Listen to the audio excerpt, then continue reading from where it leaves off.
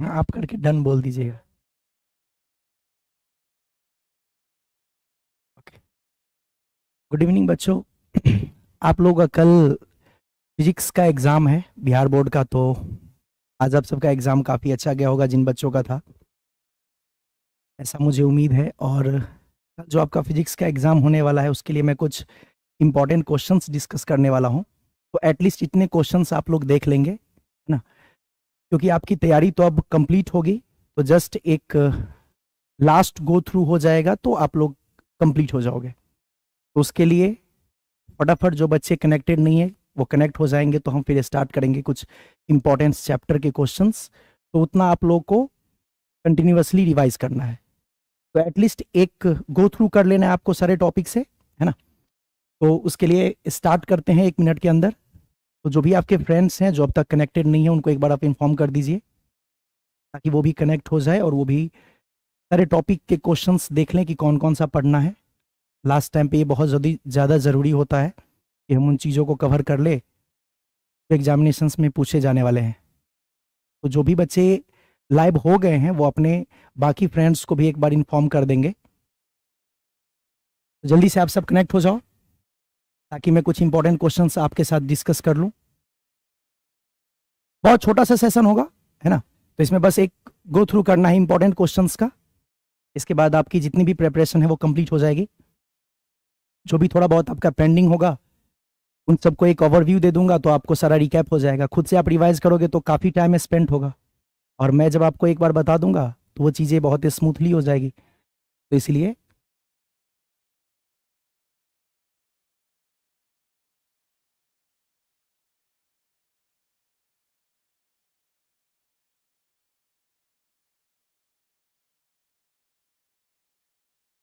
बहुत सारे बच्चे काफ़ी एक्टिव है, उन्होंने बिल्कुल प्रॉपर टाइम पे कनेक्ट कर लिया है। तो आप एक बार प्लीज़ इन्फॉर्म कर देंगे अपने फ्रेंड्स को। जो बच्चे अभी तक कनेक्ट नहीं हुए उनको भी इन्फॉर्म कर दीजिए फटाफट से, है ना। बाकी क्लास के बाद आपको इसका रिकॉर्डिंग भी मिल ही जाएगा, वहाँ से भी आप देख सकते हैं। मुझे पता है ऑलमोस्ट आपकी प्रिपरेशन हो चुकी है। जस्ट मैं आपको वो बताने वाला हूँ जिससे कि आप मेन कंसेप्ट को एक जगह पे कंक्लूड कर लो, है ना।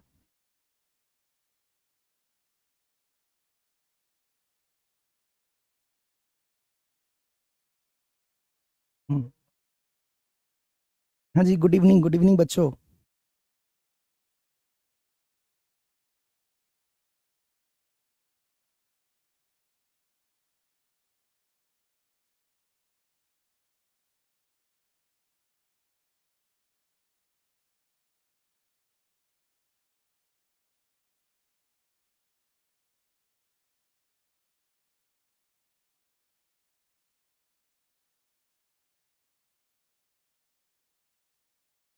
राधे राधे बच्चों।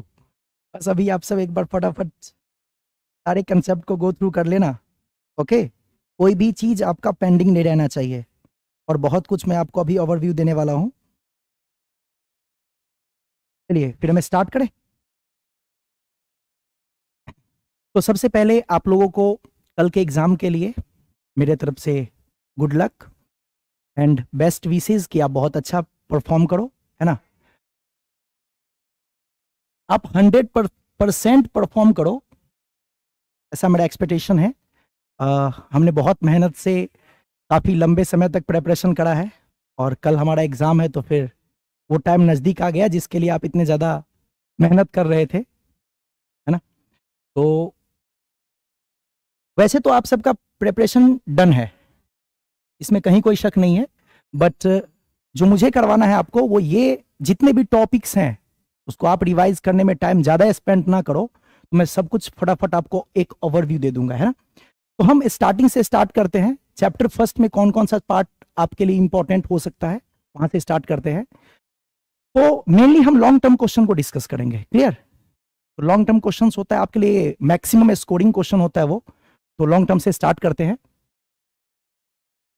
सबसे पहले आपको मैंने बताया हुआ था कि लॉन्ग टर्म शॉर्ट टर्म सारा मैं डिस्कस कर लूंगा। लॉन्ग टर्म पे बहुत ज्यादा आपको ध्यान देना है, शॉर्ट टर्म को भी आपको थोड़े थोड़े से कवर अप कर लेने हैं, है ना। तो मैं आपको हिंदी इंग्लिश दोनों में बोल रहा हूं, तो फटाफट से आप सब पढ़ा हुआ है एक बार गो थ्रू कर लीजिएगा, है ना। एक छोटा सा टॉपिक है, आपको पता है, ये 2 मार्क्स में पूछते हैं। कौन सा? Electric field and electric potential. आपको पता होगा इलेक्ट्रिक पोटेंशियल को हम V से डिनोट करते हैं, ये वोल्टेज भी होता है। इलेक्ट्रिक पोटेंशियल को हम वोल्टेज के नाम से भी जानते हैं, और इलेक्ट्रिक फील्ड को हम E वेक्टर के नाम से जानते हैं, है ना। इलेक्ट्रिक फील्ड इंटेंसिटी भी इसे कहते हैं, तो इलेक्ट्रिक फील्ड के नाम से भी फेमस होता है ये। तो आपसे पूछ देगा कि इलेक्ट्रिक फील्ड को डिफाइन कीजिए, इलेक्ट्रिक पोटेंशियल को डिफाइन कीजिए, तो क्या करना है? सबसे पहले इलेक्ट्रिक फील्ड को हम डिफाइन कर लें। जो अपना इलेक्ट्रिक फील्ड था, आपको अगर याद हो तो इलेक्ट्रिक फील्ड को हमने कैसे डिस्क्राइब किया था, इसकी डेफिनेशन अगर आपसे पूछा जाएगा तो कैसे डिस्क्राइब किया था? कभी भी आप एक यूनिट चार्ज लेते हो। कौन सा चार्ज? Unit charge. आपको याद होगा यूनिट चार्ज मींस क्या?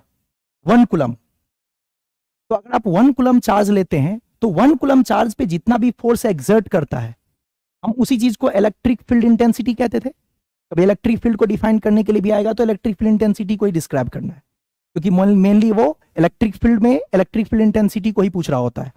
तो जब भी आपसे पूछा जाएगा इलेक्ट्रिक फील्ड को डिफाइन करने के लिए, या इलेक्ट्रिक फील्ड इंटेंसिटी बोलेगा, है ना, जिसको हम लोग कहते थे विद्युत क्षेत्र की तीव्रता, तो उसके लिए यूनिट चार्ज पर जितना फोर्स एक्सर्ट करता है उसको हम लोग कहते हैं इलेक्ट्रिक फील्ड। आप लोग को याद होगा 1 कूलम चार्ज पे जो भी फोर्स एक्सर्ट करता है, यानी इकाई आवेश पर जो भी फोर्स लगती है, उसको हम लोग कहते हैं इलेक्ट्रिक फील्ड। उसी तरीके से इलेक्ट्रिक पोटेंशियल क्या था? आपको बताए थे इलेक्ट्रिक का मतलब है चार्ज अपना, और पोटेंशियल क्या था? पोटेंशियल एक एनर्जी था।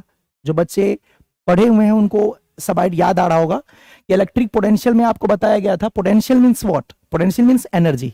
तो एनर्जी का क्या मतलब होता है? बताए थे आपको, एनर्जी मींस वर्क। तो इसका मतलब इलेक्ट्रिक पोटेंशियल क्या है? 1 कूलम चार्ज का वर्क। मतलब क्या? 1 कूलम चार्ज पे जो हम वर्क परफॉर्म करते हैं, कहां से लाने में? इंफिनिटी से गिवन पॉइंट तक, इंफिनिटी टू गिवन पॉइंट। तो इंफिनिटी टू गिवन पॉइंट के लिए 1 कूलम चार्ज पे जो भी हम वर्क करते हैं उसको हमने कहा था इलेक्ट्रिक पोटेंशियल। यानी आप ये भी कह सकते हो जो इकाई आवेश है उसको इंफिनिटी से, इकाई आवेश को इंफिनिटी से लाने में जितनी वर्क होती है उसको हम लोग कहते हैं इलेक्ट्रिक पोटेंशियल। तो electric potential is what? Work done on 1 coulomb charge in bringing from infinity to given point with constant speed. तो 1 कूलम चार्ज को जो इंफिनिटी से लाने में वर्क डन होता है उसको हम लोग कहते हैं इलेक्ट्रिक पोटेंशियल। तो इलेक्ट्रिक फील्ड और इलेक्ट्रिक पोटेंशियल आपके लिए काफी इंपॉर्टेंट होता है, एक बार देख लेंगे आप, है ना। ये 2 मार्क्स में पूछा जाता है। फिर आपसे पूछा जाता है इलेक्ट्रिक फील्ड का यूनिट। इलेक्ट्रिक फील्ड का यूनिट के लिए आपसे इलेक्ट्रिक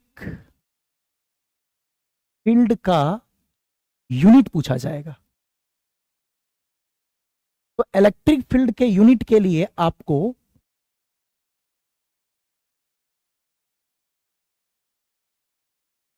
इसका यूनिट, तो आपको पता होगा इलेक्ट्रिक फील्ड का जो हमारा फोर्स, जो फॉर्मूला बनता था वो बनता था F/Q। बहुत बार पूछता है, ऑब्जेक्टिव में भी क्वेश्चंस पूछ देते हैं। तो उसके लिए हम इस्तेमाल करते थे फोर्स का यूनिट न्यूटन और चार्ज का यूनिट कूलम। आपको पता होगा इसको एक और नाम से जानते हैं हम लोग, वोल्ट अपॉन मीटर। तो आप एक यूनिट भी याद रखेगा, इसका डायमेंशन उतना इंपॉर्टेंट नहीं है, यूनिट ज्यादा इंपॉर्टेंट है तो वो याद रखेगा। उसी तरीके से इलेक्ट्रिक पोटेंशियल का यूनिट, इलेक्ट्रिक पोटेंशियल, तो इलेक्ट्रिक पोटेंशियल को हम लोग डिनोट करते हैं V से।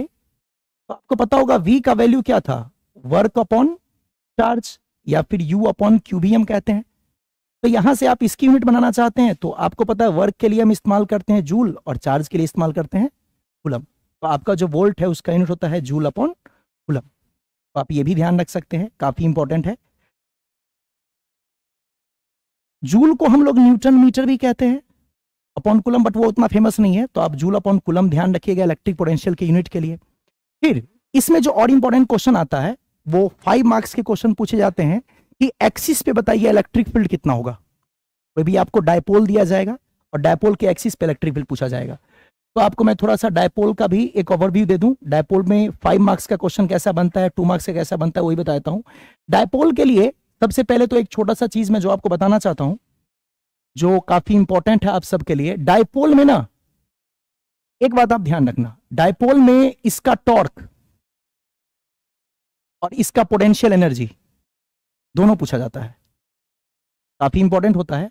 डायपोल का टॉर्क पूछेगा, टॉर्क ऑन डायपोल, तो आप याद रखोगे टॉर्क ऑन डायपोल जब भी पूछेगा आपको याद होगा फॉर्मूला हम लोग इस्तेमाल करते थे P क्रॉस E, तो आपको P vector cross E vector मिलेगा, या फिर इसको आप PE साइन थीटा के नाम से भी जानते हो, राइट। तो जब भी आपको पूछेगा डायपोल का टॉर्क कितना होता है, आप उसको बोलोगे P क्रॉस E या PE साइन थीटा, ये आपको ऑब्जेक्टिव में हेल्प करेगा। एनर्जी के बारे में बोला जाए तो हम उसको यूज करते हैं minus P vector dot E vector, आपको पता होगा इसको हम लोग माइनस PE कॉस थीटा के नाम से भी जानते हैं, क्योंकि एनर्जी है तो इसका यूनिट जूल बनेगा। क्योंकि ये टॉर्क है तो टॉर्क आप लोग जानते होंगे फोर्स इनटू डिस्प्लेसमेंट होता है, नहीं पता आप याद रखिएगा न्यूटन मीटर होता है। और एक बहुत बेसिक सा क्वेश्चन है कि टॉर्क का यूनिट जो वर्क होता है ना, वर्क एनर्जी, उसके यूनिट के बराबर होता है। आपको पता होगा वर्क का जो यूनिट था फोर्स इनटू डिस्प्लेसमेंट से निकला था न्यूटन इनटू मीटर, और टॉर्क का भी यूनिट आपको पता हो तो ये भी आपका क्या निकल रहा है, न्यूटन इनटू मीटर। तो इसमें अगर ऑब्जेक्टिव में कभी क्वेश्चन बनता है तो ये पूछ देता है इन दोनों का यूनिट सेम है, तो वर्क और टॉर्क है, बट ये नहीं पूछने का चांस रहता है, बहुत ज्यादा नहीं है। बट आप ये याद रखोगे टॉर्क का फॉर्मूला P क्रॉस E और PE साइन थीटा, और उसकी एनर्जी के लिए माइनस P डॉट E या माइनस PE कॉस थीटा, दोनों चलेगा। फिर डायपोल में एक लॉन्ग क्वेश्चन बनता है अपना, आपको पता है डायपोल में लॉन्ग क्वेश्चन क्या बनता है कि उसके एक्सिस पे बताइए इलेक्ट्रिक फील्ड कितना होगा, है ना। जैसे उसके एक्सिस पे इलेक्ट्रिक फील्ड आपको निकालना बोलेगा, एक्सियल पोजीशन, तो एक्सियल पोजीशन पे आपसे पूछा जाएगा इलेक्ट्रिक फील्ड बताइए कितना, आपको निकालना है एक्सियल पोजीशन पे क्या, इलेक्ट्रिक फील्ड। एक्सियल पोजीशन पे हमको क्या निकालना है, इलेक्ट्रिक फील्ड। तो सबसे पहले इसका मैं एक ब्रीफ आइडिया बता रहा हूं, है ना, बच्चों को याद होगा तो आप एक फटाफट देख लोगे तो आपके दिमाग में सेट हो जाएगा कि मान लीजिए आपके पास एक डायपोल है, यहां पे चार्ज है माइनस Q और प्लस Q। आपको पता होगा डायपोल को ये डिस्टेंस L और ये डिस्टेंस L लिया जाता है ताकि टोटल डिस्टेंस 2L बने। फिर मैंने आपको बताया था कि यहां से ये डिस्टेंस आपका D होगा, और इस पॉइंट पे आपसे पूछा जाएगा बताइए कितना इलेक्ट्रिक फील्ड है। तो आपको मैंने एक चीज बताया था, मैंने बोला था कि एक ट्रिक भी आप याद रख सकते हैं। देखिए यहाँ पे दो चार्ज है, तो पहली बात अगर मैं इसको चार्ज नंबर 1 मान लूं और इसको चार्ज नंबर 2 मान लूं, बहुत सिंपल स्टेप है, सब ध्यान से देखना। तो कभी भी आपको इलेक्ट्रिक फील्ड निकालने के लिए बोलेगा E1 का वैल्यू बताइए, तो आपको याद होगा हम लोग यूज करते हैं इलेक्ट्रिक फील्ड का फॉर्मूला KQ/R²। इलेक्ट्रिक फील्ड जो पढ़े थे ना, यूनिट चार्ज पे लगने वाला फोर्स, उसको हम लोग फॉर्मूला क्या यूज करते हैं, KQ/R²। तो यहां से हो गया KQ, अगर 1 की बात करें तो R मींस क्या, डिस्टेंस। तो आपको ये डिस्टेंस पता करना है, एकदम ध्यान से देखना, आपको समझ आ जाएगी ये डिस्टेंस कितना है। आप खुद बताओ, यहां से यहां का डिस्टेंस D है और ये वाला L है, तो आप बताओ टोटल डिस्टेंस कितना आ जाएगा, D प्लस L। तो आपके पास यहां पर हम लिख देंगे D प्लस L का होल स्क्वायर। उसी तरीके से आपसे इलेक्ट्रिक फील्ड 2 पूछा जाए ना, तो आप जस्ट कॉमन सेंस लगाओ। अब तो मैं कहता हूं आपको निकालने की भी जरूरत नहीं है, फॉर्मूला सेम होगा, लेकिन यहां पे इस्तेमाल करेंगे KQ अपॉन, जब यहां से यहां D में L जुड़ गया था तो आप यहां देखो क्या ये टोटल डिस्टेंस D है, उसमें से L सब्ट्रैक्ट हो जाएगा, तो जब आप इसको सब्ट्रैक्ट करेंगे तो क्या बन जाएगा, D माइनस L का स्क्वायर। आप चाहो तो चेक करके देख लो ये वाली डिस्टेंस कितनी हो जाएगी, D माइनस L। इस पॉइंट पर मुझे इलेक्ट्रिक फील्ड निकालना है। इलेक्ट्रिक फील्ड का मतलब क्या, फोर्स ऑन 1 कूलम चार्ज। तो 1 कूलम चार्ज के लिए सबसे पहले ये डिस्टेंस बन जाएगा अपना D प्लस L, और ये डिस्टेंस बन जाएगा D माइनस L। जैसे आप इसको सॉल्व करेंगे तो आप देखो आपके पास नेट क्या बन जाएगा। यहां से आप अगर नेट निकालना चाहेंगे तो आप खुद देखो, जो इसमें लार्ज होगा इसमें बड़ा कौन होगा, सबसे पहले तो आप ये डिसाइड कर लो 2 में और 1 में कौन बड़ा है, आपका 2 बड़ा होगा। 2 का वैल्यू क्यों बड़ा है, क्योंकि डिस्टेंस कम है। आपको पता होगा जिसकी डिस्टेंस कम उसका इलेक्ट्रिक फील्ड ज्यादा, इनवर्सली प्रोपोर्शनल है। इसके वैल्यू को पुट करो, E2 माइनस E1 कर लेंगे, और आपको बहुत ज्यादा कैलकुलेशन में इन्वॉल्व नहीं होना है, डायरेक्ट वैल्यू रखो, आपको पता लग जाएगा। E2 का वैल्यू कितना था, KQ, देखो दोनों में है, कॉमन ले लो, ये बन जाएगा 1 अपॉन D माइनस L का square minus 1 upon D plus L का होल स्क्वायर। इसको जैसे आप सॉल्व करेंगे KQ हो जाएगा, दोनों का एलसीएम लेंगे, ये बन जाएगा D माइनस L का स्क्वायर।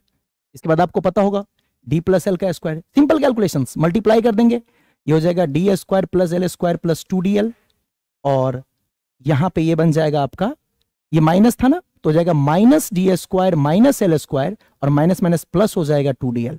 यहां देखो D माइनस L है, A माइनस B का होल स्क्वायर, A स्क्वायर लेकिन माइनस के साथ हो जाएगा माइनस A स्क्वायर, ये B स्क्वायर तो हो गया माइनस B स्क्वायर, यहां माइनस 2DL आता, माइनस माइनस क्या हो जाएगा फिर प्लस। ये दोनों वैल्यू आपका देखो डायरेक्ट कैंसिल हो रहा है, तो आपका क्या बन गया, KQ 4DL upon A minus B, A plus B को लिख सकते हैं D square minus L square का होल स्क्वायर। आपका इलेक्ट्रिक फील्ड वास्तव में निकल चुका है। इसके बाद आप कैलकुलेशन को आगे बढ़ाना चाहते हैं बढ़ा सकते हैं, नहीं बढ़ाना चाहते हैं छोड़ भी देंगे, तभी कोई ज्यादा इशू नहीं है। तो आप इसको सॉल्व करना चाहेंगे तो क्या बन जाएगा, के क्यू, यहां से एक 2 बाहर निकाल लो, एक 2 यहां रखो, 4 था ना, उसको 2 पार्ट में तोड़ दिए 2 इंटू 2 में, तो यहां पे एक 2 बच गया, एक 2 यहां ले लेंगे, फिर एल और डी अपॉन ये बन जाएगा D square minus L square का होल स्क्वायर। ये आपका 2 क्यू एल क्या बन जाएगा, पी। तो आपके पास जो फॉर्मूला बन के आता है वो आएगा 2k P D upon D square minus L square का होल स्क्वायर। और मैंने आपको बताया था if dipole is very very small, जो पढ़े उनको पता होगा कि if dipole is very very small, तो उस केस में एल का वैल्यू कितना लेते हैं हम लोग, वेरी वेरी स्मॉल, मतलब एल टेंस टू 0 कर देते हैं।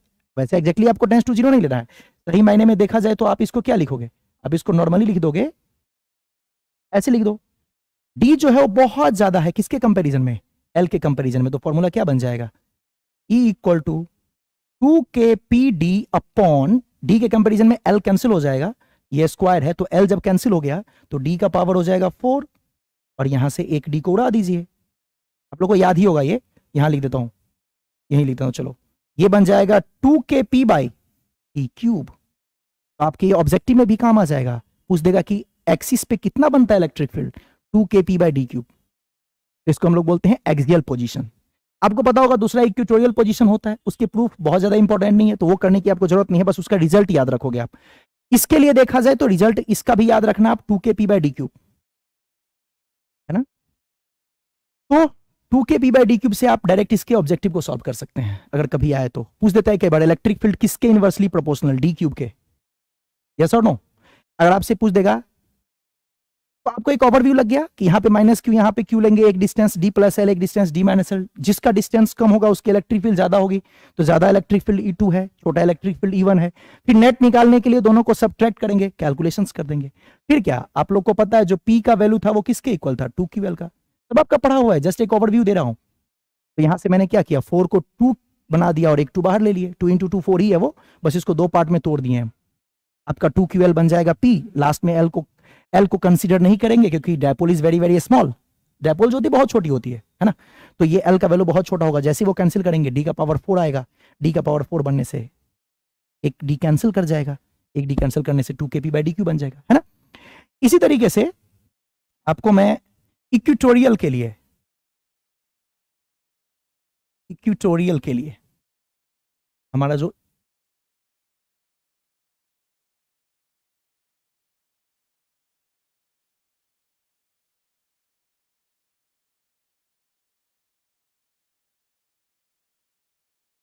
इक्वेटोरियल के लिए है ना, जिसको निरक्षीय बिंदु भी कहते हैं, इक्वेटोरियल पोजीशन के लिए आपने क्या देखा था, इक्वेटोरियल पोजीशन के लिए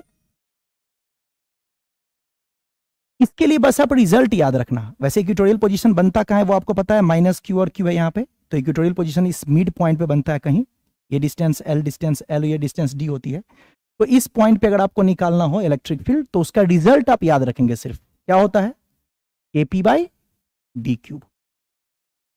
तो ये है इक्वेटोरियल के लिए। और एक्सियल के लिए क्या पढ़े थे, अभी आप पढ़े थे 2k p by D cube. Okay, तो ध्यान रखिएगा एक्सियल जो होता है वो लार्ज होता है किससे, इक्वेटोरियल से, या आप ये भी कह सकते हैं जो एक्सियल होता है वो इक्वेटोरियल का 2 टाइम्स होता है, ध्यान रहेगा। तो छोटा सा पॉइंट है, उसको याद रख लीजिएगा। इसमें एक चीज और पूछता है आपके ऑब्जेक्टिव में, ई इनवर्सली प्रोपोर्शनल टू क्या, डी क्यूब, इतना आप कर लेना। उसी तरीके से मैं आपको एक चीज और बताना चाहता हूं, जब इतना सारा बता रहा हूं तो एक और चीज बता दूं, आपको पूछेगा डायपोल का इलेक्ट्रिक पोटेंशियल, है ना, तो अगर आपको बोल दे इलेक्ट्रिक पोटेंशियल एट एक्सियल कितना होता है, याद है, KP बाई डी स्क्वायर, बहुत बार क्वेश्चन पूछा है, लेकिन वोल्टेज जो होता है वो inversely proportional to D square होता है, कुछ याद हो आपको तो। इलेक्ट्रिक फील्ड में क्यूब रहता है जबकि पोटेंशियल में डी स्क्वायर हो जाता है, एक्सियल पे है ये। और इक्वेटोरियल के लिए सबसे आसान 0, बहुत बार पूछा है और याद रखना है आपको, तो इतने पॉइंट्स तो आपको याद करके जाना है, ऑब्जेक्टिव भी कवर हो जाएगा।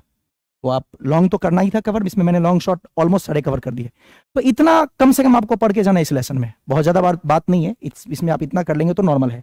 फिर अगला पार्ट जो मैंने इलेक्ट्रोस्टैटिक को 2 पार्ट में तोड़ को आपको पढ़ाया था ना, तो जब दूसरा पार्ट में इलेक्ट्रोस्टैटिक का लिया था उसमें आपको याद है हम लोगों ने फ्लक्स के बारे में बात की थी, है ना। तो अगला टॉपिक जो है वो है अपना इलेक्ट्रिक फ्लक्स, इंपॉर्टेंट होता है इलेक्ट्रिक फ्लक्स और फील्ड लाइंस वगैरह, तो मैं छोटा छोटा ओवरव्यू इसका भी देता हूं। इलेक्ट्रिक फ्लक्स मैंने क्या बताया था कि किसी भी सरफेस की बात कर दे, कोई सरफेस अगर हम ले ले कोई भी सरफेस मैंने कंसीडर किया, उससे कितने लाइंस पास कर रहे हैं, यही था ना, किसी भी सरफेस से कितने इलेक्ट्रिक फील्ड लाइंस पास कर रहा है, उसी को हमने कहा था इलेक्ट्रिक फ्लक्स। किसी नोट करते थे पाई से। It is equal to the total number of electric field lines, electric field lines, इसको बोलते हैं इलेक्ट्रिक फील्ड लाइंस। तो इलेक्ट्रिक फील्ड लाइंस किसी भी सरफेस से कितना पास कर रहा है, that is called electric flux. तो ये याद करके जाना है, it is equal to the total number of electric field lines passing through the surface. किसी भी सरफेस से कितना इलेक्ट्रिक फील्ड लाइंस पास करता है उसको हम लोग फ्लक्स कहते हैं। किसी भी सतह से, किसी भी पृष्ठ से कितने लाइंस पास कर रहे हैं, कौन सा lines, electric field surface, electric field lines, है ना। तो विद्युत क्षेत्र रेखाएं, याद है, तो किसी भी सरफेस से कितनी विद्युत क्षेत्र रेखाएं गुजर रही है उसी को हम लोग कहते हैं इलेक्ट्रिक फ्लक्स। और इसका फॉर्मूला एक बहुत प्यारा सा बना था, क्या, E vector dot A vector. बताया था मैंने डॉट क्यों लेते हैं, क्योंकि स्केलर क्वांटिटी होती है, क्यों स्केलर क्वांटिटी होती है, सारा डिस्क्राइब किया था। तो फॉर्मूला बन जाएगा ई ए कॉस थीटा, याद रहेगा। तो इसका हम लोग बनाते हैं, फ्लक्स का हो जाता है E A cos theta. Unit बनाना हो तो आप वो भी बना सकते हैं, newton upon coulomb into metre square, या फिर आपको पता है इलेक्ट्रिक फील्ड को हम लोग वोल्ट अपॉन मीटर कहते हैं, ध्यान रखेंगे। न्यूटन अपॉन कूलम भी कहते हैं इलेक्ट्रिक फील्ड को, वोल्ट अपॉन मीटर भी कहते हैं, बहुत बार फोकस किया गया है। इनटू मीटर स्क्वायर, एक मीटर कैंसिल हो जाएगा, तो आप इसको ये भी लिख सकते हैं वोल्ट इनटू मीटर, कोई बहुत बड़ी बात नहीं है। 2 नंबर में पूछता है, आप डिस्क्राइब कर दोगे आसानी से, क्लियर। फिर लाइंस की प्रॉपर्टीज, भाई लाइंस का प्रॉपर्टीज होता है, बोलेगा कोई भी 2 प्रॉपर्टी लिखने के लिए, लाइंस की 2 प्रॉपर्टीज तो आप लिख ही सकते हैं, ऐसा मुझे लगता है, यस और नो। तो लाइंस की 2 प्रॉपर्टी कौन कौन सी आप याद रखोगे, कोई भी 2 याद रख सकते हो। खैर आप याद रखना, मैंने आपको एक ट्रिक भी बताया था। मान लीजिए ये पॉजिटिव है, मान लीजिए आपके पास एक चार्ज है प्लस क्यू और एक चार्ज है माइनस क्यू, ऐसे याद रखो। देता कौन है, जिसके पास पॉजिटिव होता है, यानी यहां से लाइंस बाहर की तरफ निकलेंगे, देना मतलब यहां से बाहर निकलना। तो आप याद रखोगे पॉजिटिव चार्ज से इलेक्ट्रिक फील्ड लाइंस ऑरिजिनेट होता है और नेगेटिव पे जाके टर्मिनेट होता है। बस ये एरो का खेल है, यहां पे एरो आके खत्म हो गया। तो आप एक पॉइंट याद रखना, पॉजिटिव से ऑरिजिनेट होगा और नेगेटिव पे टर्मिनेट होगा, मतलब पॉजिटिव से निकलेगा और माइनस पे जाके खत्म हो जाएगा। तो एक प्रॉपर्टीज आप ये याद रख लीजिएगा। इसके बेसिस पे क्वेश्चंस पूछ देते हैं, ये तो प्रॉब्लम है, इसमें क्वेश्चन आते हैं, ये प्लस क्यों दे दिया, ये माइनस क्यों दे दिया, बोल देगा कि बताइए एक डायपोल के इलेक्ट्रिक फील्ड लाइंस बना के दिखाने के लिए आप लाइंस ड्रॉ कर लीजिएगा और सबको यहां से लाइंस आउटवर्ड बनाते हुए, यहां पे इनवर्ड बनाते हुए सबको आपस में मैच कर देना है, ये ऐसे देख लो, ओके, ये कोई बड़ी बात नहीं है। अच्छा एक बात और, ये तो दोनों का बोला फील्ड लाइंस बनाने के लिए, तो आपने ऐसे बनाया, अगर सिंगल चार्ज देगा तो क्या करोगे, बड़ा इंपॉर्टेंट है, बहुत फेमस क्वेश्चन है, कॉम्पिटिटिव एग्जाम में भी पूछते हैं। तो अगर सिंगल चार्ज दे दे, जैसे आपको बोल दे कि एक पॉजिटिव का बनाओ, यहां पे आपको दे दिया पॉजिटिव, तो आप बताओ मैंने क्या कहा था, पॉजिटिव से ऑरिजिनेट, पॉजिटिव से निकलेगा और नेगेटिव पे टर्मिनेट, ठीक है। यहां तो नेगेटिव है ही नहीं, तो जो भी चार्ज आपको नहीं मिलेगा, देखो दुनिया में जो ऑरिजिनेट हुआ है उसको टर्मिनेट होना पड़ेगा। तो यहां से लाइंस ऑरिजिनेट होने का मतलब क्या हुआ, यहां से लाइंस निकल गए, टर्मिनेट कहां होगा, तो जिसकी टर्मिनेटिंग पॉइंट नहीं मिलेगी वो सारा इन्फिनिटी पे भाग जाएगा, आप ऐसे मान लो, है ना। तो आप इसमें कंफ्यूज मत होना, इसका मतलब ये जैसे ऑरिजिनेट हो गया और टर्मिनेट होने के लिए माइनस चार्ज अगर यहां पे अवेलेबल नहीं है, आपके एटमॉस्फेयर में अवेलेबल नहीं है, तो आप उसको टर्मिनेट कहां कर दो, इन्फिनिटी पे। उसी तरीके से माइनस क्यू दिया रहता, तो माइनस क्यू का मतलब क्या हुआ कि यहां पर टर्मिनेट होना है, तो इसका ऑरिजिनेट कहां से होगा, तो जिसका इसका अगर इसका ऑरिजिनेट यहां पे अवेलेबल नहीं है तो ऑरिजिनेट कहां से होगा, यानी जो आइसोलेटेड चार्ज होता है, सॉरी, जो आइसोलेटेड चार्ज होता, ये इन करेगा ना, इनवर्ड, तो जो आइसोलेटेड चार्ज होता है ये कहां से आ रहा होगा, ये लाइंस कहां से आता हुआ मानेंगे हम लोग, बताओ बताओ बताओ, ये हम मानेंगे कहां से आता हुआ, इन्फिनिटी से, यानी इन्फिनिटी पे ऑरिजिनेट भी हो सकता है और टर्मिनेट भी हो सकता है। तो अगर आपके पास एक चार्ज का पेयर अवेलेबल नहीं हो तो उसके लिए फिर हमारा ऑरिजिनेट भी हो सकता है वहां से और टर्मिनेट भी हो सकता है। तो जो आइसोलेट होते हैं, आइसोलेट मतलब सिंगल चार्ज, तो सिंगल चार्ज के लिए टर्मिनेटिंग पॉइंट या ऑरिजिनेटिंग पॉइंट कहां पे होता है, इन्फिनिटी पे, याद है। तो ये बताया था, अगर दोनों सेम चार्ज हो तब भी आप बना सकते हैं बहुत आसानी से। तो अगर मैं बोल दूं कि दोनों पॉजिटिव चार्ज है, इसका बना के दिखाओ, तो क्या करेंगे, यहां से ऑरिजिनेट हुआ, कहां टर्मिनेट होगा सर, इन्फिनिटी पे, उसकी तरफ नहीं जाएगा, पॉजिटिव चार्ज है, रिपल्सन मिलेगी, और इसका वाला उसके तरफ नहीं जाएगा, लेकिन ये सबको कहां जाना है, जिसका टर्मिनेटिंग पॉइंट हमारे एटमॉस्फेयर में नहीं है, कहां भागेगा, इन्फिनिटी पे। आई होप आपको थोड़ा थोड़ा समझ आ रहा है और कुछ कुछ आपकी प्रैक्टिस भी हो रही होगी। क्लियर? तो थोड़ा बहुत पढ़ लेंगे, ये बहुत ज्यादा इंपॉर्टेंट नहीं, बहुत डिटेल में मैं चला गया, तो एक चीज याद रखोगे। दूसरा बात, इसमें दो प्रॉपर्टी लिखने के लिए बोलेगा। एक प्रॉपर्टी बहुत ध्यान से याद रखना, two electric field lines never intersects each other. दो विद्युत क्षेत्र रेखाएं एक दूसरे को किसी बिंदु पर काटती नहीं है। क्यों? देखो, यह कह रहा है कि विद्युत क्षेत्र का दिशा यह है, डायरेक्शन, और यह कह रहा है कि विद्युत क्षेत्र का दिशा यह है। मैं फर्स्ट टाइम यूज कर रहा हूं स्मार्ट बोर्ड, तो आप समझ सकते हो ना, तो थोड़ा सा इग्नोर करना। तो देखो यहां पे इस पॉइंट पे जहां पे वो इंटरसेक्ट कर रहा है, तो एक डायरेक्शन इधर की तरफ बन रही है इस लाइंस के लिए, और एक डायरेक्शन इधर बन रही है इस लाइंस के लिए। तो आप मुझे बताओ तो, एक जगह पे खड़े होके क्या आप दो डायरेक्शन में जा सकते हो? नहीं ना। इस पॉइंट पे इधर की डायरेक्शन भी हो और इस पॉइंट पे इधर की भी डायरेक्शन हो, क्या दोनों एक साथ पॉसिबल है? नहीं। इसलिए दो electric field lines never intersects each other at a point. किसी भी पॉइंट पे दो इलेक्ट्रिक फील्ड लाइंस एक दूसरे को कट नहीं करेंगी। विद्युत बल रेखाएं जो होती है वो एक पॉइंट पे कट नहीं करती। ये पॉइंट याद रखना, ये सेपरेटली भी कई बार पूछता है, why two electric field lines never intersects. तो आप उसको बता सकते हैं कि क्यों इंटरसेक्ट नहीं करता है ना। तो ये ध्यान रखना, बहुत सिंपल है और इंटरेस्टिंग भी। हाँ, एक बात मैं बताना आपको भूल गया था, क्या पता है? चार्ज की प्रॉपर्टीज पूछती है, बहुत इजी होता है, इसलिए मैं भी डिस्क्राइब नहीं किया हूं। दो प्रॉपर्टीज आप याद करके जाना, conservation of charge, conservation of charge. मैं बोलूंगा नहीं, आप जानते हो सब टाइम पास की बातें हैं। तो कंजर्वेशन ऑफ चार्ज जानते हो, charge neither be created not be destroyed, है ना, only it can be transfer from one body to another. तो एक कंजर्वेशन ऑफ चार्ज पूछ देता है, और दूसरा quantization, quantization, quantization of charge. क्वांटीकरण बोलते हैं ना चार्ज का, है ना। तो क्वांटीकरण या क्वांटाइजेशन का मतलब क्या होता है, ये थोड़ा काम का चीज है, ध्यान रखिएगा। किसी बॉडी से चार्ज जो हम निकालते हैं या किसी बॉडी पे जो चार्ज हम ट्रांसफर करते हैं, वो चार्ज का वैल्यू हमेशा इंटीजर होना चाहिए। इसका इंटीजर मल्टीपल ऑफ इलेक्ट्रॉन। ये एक छोटा सा पॉइंट आपको याद रखना है। Q इक्वल टू एनी, मतलब जितने भी बॉडी पे चार्ज होते हैं वो इंटीजर मल्टीपल होता है इलेक्ट्रॉन का। यानी n का वैल्यू जैसे क्या होगा, 2 इलेक्ट्रॉन हो सकते हैं, 4 इलेक्ट्रॉन हो सकते हैं। कोई बोलेगा 3.5 इलेक्ट्रॉन, नहीं भाई। कोई बोलेगा 1.2 इलेक्ट्रॉन, नहीं। मतलब ये कि कभी भी डेसिमल में नहीं आएगा आपका, है ना। तो चार्ज जो होती है वो इंटीजर होता है हमेशा। तो ये बात ध्यान रखिएगा अपने दिमाग में, सिंपल सा चीज है। इसमें एक बहुत बड़ा फेमस क्वेश्चन भी है, इसमें बता दूं, बोल देता है कई बार, एक कूलम्ब पे कितने इलेक्ट्रॉन्स होते हैं? एक कूलम्ब चार्ज है, उस पे नंबर ऑफ इलेक्ट्रॉन निकालने के लिए तो आप फटाफट Q इक्वल टू एन लगा देना, 1 रखना, यहाँ पे n का वैल्यू निकालना है, इसको 1.6 into 10 to the power -19। I hope आपको याद होगा, यस और नो। तो यहाँ पे आप n का वैल्यू निकाल लेंगे, 1/1.6 इंटू 10 टू दी पावर -19, इसको ऊपर भेज दो, ये पॉइंट को हटाओ, 10 16 10 टू दी पावर 19, एक और जीरो इसको दे दो, 100 बना दो, इसको 16 कर लो, इसको 10 टू दी पावर 18 कर दो, ये कितना बन जाएगा, 6.25 into 10 to the power 18 number of electrons. तो एक कूलम्ब में आपको बोलेगा कितने इलेक्ट्रॉन है, बहुत आसानी से निकाल सकते हो। This the number of electrons कहाँ, इन 1 कूलम्ब चार्ज। तो 1 कूलम्ब चार्ज में 10 to the power 18 number of electrons होते हैं। तो आप याद रखोगे, तो बहुत सिंपल था। चलो अब हम नेक्स्ट पे पहुंचते हैं। थोड़ा सा आपको आइडिया रहना चाहिए गॉस लॉ का। किसका? गॉस लॉ का। गॉस लॉ बहुत इजी है, आई होप आपको पता होगा। गॉस लॉ ने मुझे क्या सिखाया था, फ्लक्स निकालना। एक फ्लक्स का फॉर्मूला आपको क्या बताए थे, EA cos थीटा। इसी को सिंप्लीफाई करके गॉस ने एक बहुत छोटा सा प्रूव भी किया था। कैसे किया था देख लो।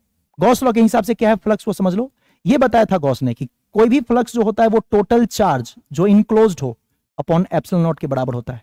याद है, किसी भी क्लोज्ड सरफेस से जो फ्लक्स होती है वो उसके अंदर का enclosed charge divided by epsilon not के बराबर होता है। या आप ये कह सकते हो कि 1 by epsilon not times of total inside charge, 1 by epsilon not times of total inside charge. जो सरफेस के अंदर, किसी भी सरफेस के अंदर जितना चार्ज कवर अप है, मान लीजिए ये चार्ज Q है, मान लो ये Q1 है और ये Q2 है और ये Q3 है और ये Q4 है। तो अगर बोलेगा कि इस सरफेस का फ्लक्स बताओ, तो सिर्फ वो चार्ज लेना है जो सरफेस के अंदर पैक्ड है, जो क्लोज सरफेस के अंदर बंद है। ये सरफेस, एक बात याद रखना, बच्चे कई बार कंफ्यूज करते हैं, ये सरफेस रिंग नहीं है, ये क्लोज सरफेस है, मतलब स्फीयर है। आप इसको जस्ट रिंग नहीं कंसीडर करोगे। क्लोज्ड मतलब क्या, क्लोज सरफेस बोल रहा हूं। तो क्लोज सरफेस मतलब जो चारों तरफ से घिरा हुआ हो, है ना, चारों तरफ से जो क्लोज्ड हो, तो वो हमारा क्लोज सरफेस है। तो जो क्लोज सरफेस है, चारों तरफ से पैक है, उसके अंदर अगर फ्लक्स निकालना है तो टोटल चार्ज कितना लेंगे हम, इसके अंदर का चार्ज, सिर्फ इन दोनों को कंसीडर नहीं करना है। तो इनसाइड चार्ज कौन सा होगा, Q1 plus Q3 divided by epsilon not. याद रहेगा, कई बार पूछता है कि 1 कूलम चार्ज अगर किसी सरफेस में बंद है तो बताइए इसका फ्लक्स कितना। बच्चा कहता है 1 by E not sir, option में रहता है ई नॉट माइनस 1। एक ही बात है, एक ही बात है, यहां मिस्टेक आप नहीं करेंगे। और कई बार दूसरे फॉर्म में भी आंसर रहता है, बताऊं कैसे। आप लोग को याद है k बराबर होता था 1/4 एप्सिलॉन नॉट, कुछ याद है। तो क्या मैं यहां से ये भी लिख सकता हूं 4 k equal to 1/e not. हाँ सर लिख तो सकते हैं। तो क्या मैं फ्लक्स को ऐसे भी लिख सकता हूं phi equal to 1/e not की जगह लिख सकता हूं क्या 4 k। नया सीख रहे होंगे, आपको लग रहा हुआ ऐसा। तो 1 कूलम का ये भी होता है, ये भी होता है और ये भी होता है, कभी कंफ्यूज मत करना। दिमाग में आया मैंने आपको बता दी है ना रेंडमली। तो आपको पता है इतना मॉडिफिकेशन आप कर सकते हो, इतनी चेंजिंग आप कर सकते हो, है ना, साइंस के स्टूडेंट हो, इतना होना चाहिए आप में। आगे बढ़ते हैं, गॉस लॉ को थोड़ा प्रूफ कर लें। गॉस लॉ का थोड़ा प्रूफ भी आप देख लीजिएगा। जैसे एक क्लोज सरफेस है, चार्ज क्यू है, बहुत सिंपल बता रहा हूं, phi equal to E A cos theta, ये कॉस थीटा। ये क्या था, रिंग नहीं था, क्या था, स्फेयर। तो इस चार्ज का ई बताओ 1/4 epsilon not Q upon R square. Okay, area बताओ इस स्फेयर का, क्लोज सरफेस का, जो बंद सरफेस है उसका एरिया कितना सर 4 स्क्वायर। और कॉस थीटा तो मैंने कहा था आप जीरो लो, क्योंकि इलेक्ट्रिक फील्ड भी इधर और एरिया क्या होता है सरफेस पे परपेंडिकुलर, वो भी इधर। तो एरिया भी इधर, इलेक्ट्रिक फील्ड भी इधर, दोनों वेक्टर सेम। एरिया वेक्टर है, पता ना आपको, area is a vector quantity. तो इस केस में आपका थीटा कितना डिग्री बन गया, 0 डिग्री। जैसे ही वैल्यू पुट करेंगे आप, देखो ये आर स्क्वायर को उड़ा दो, 4 को उड़ा दो, क्या बच गया Q upon E not. Yes और नो। तो इस तरीके से आप फ्लक्स को प्रूफ कर सकते हैं। तो गॉस लॉ को प्रूफ करने बोलेगा, लैंग्वेज आपका लिखा हुआ है, जस्ट मैं एक ओवरव्यू दे रहा हूं, तो आप ऐसे कर लेंगे, तो इंपॉर्टेंट होता है काफी। आगे बढ़े, अगला जो अपना पॉइंट है उस पर मैं आता हूं। करंट इलेक्ट्रिसिटी के कुछ क्वेश्चन इंपॉर्टेंट होते हैं, जैसे किरचॉफ्स लॉ।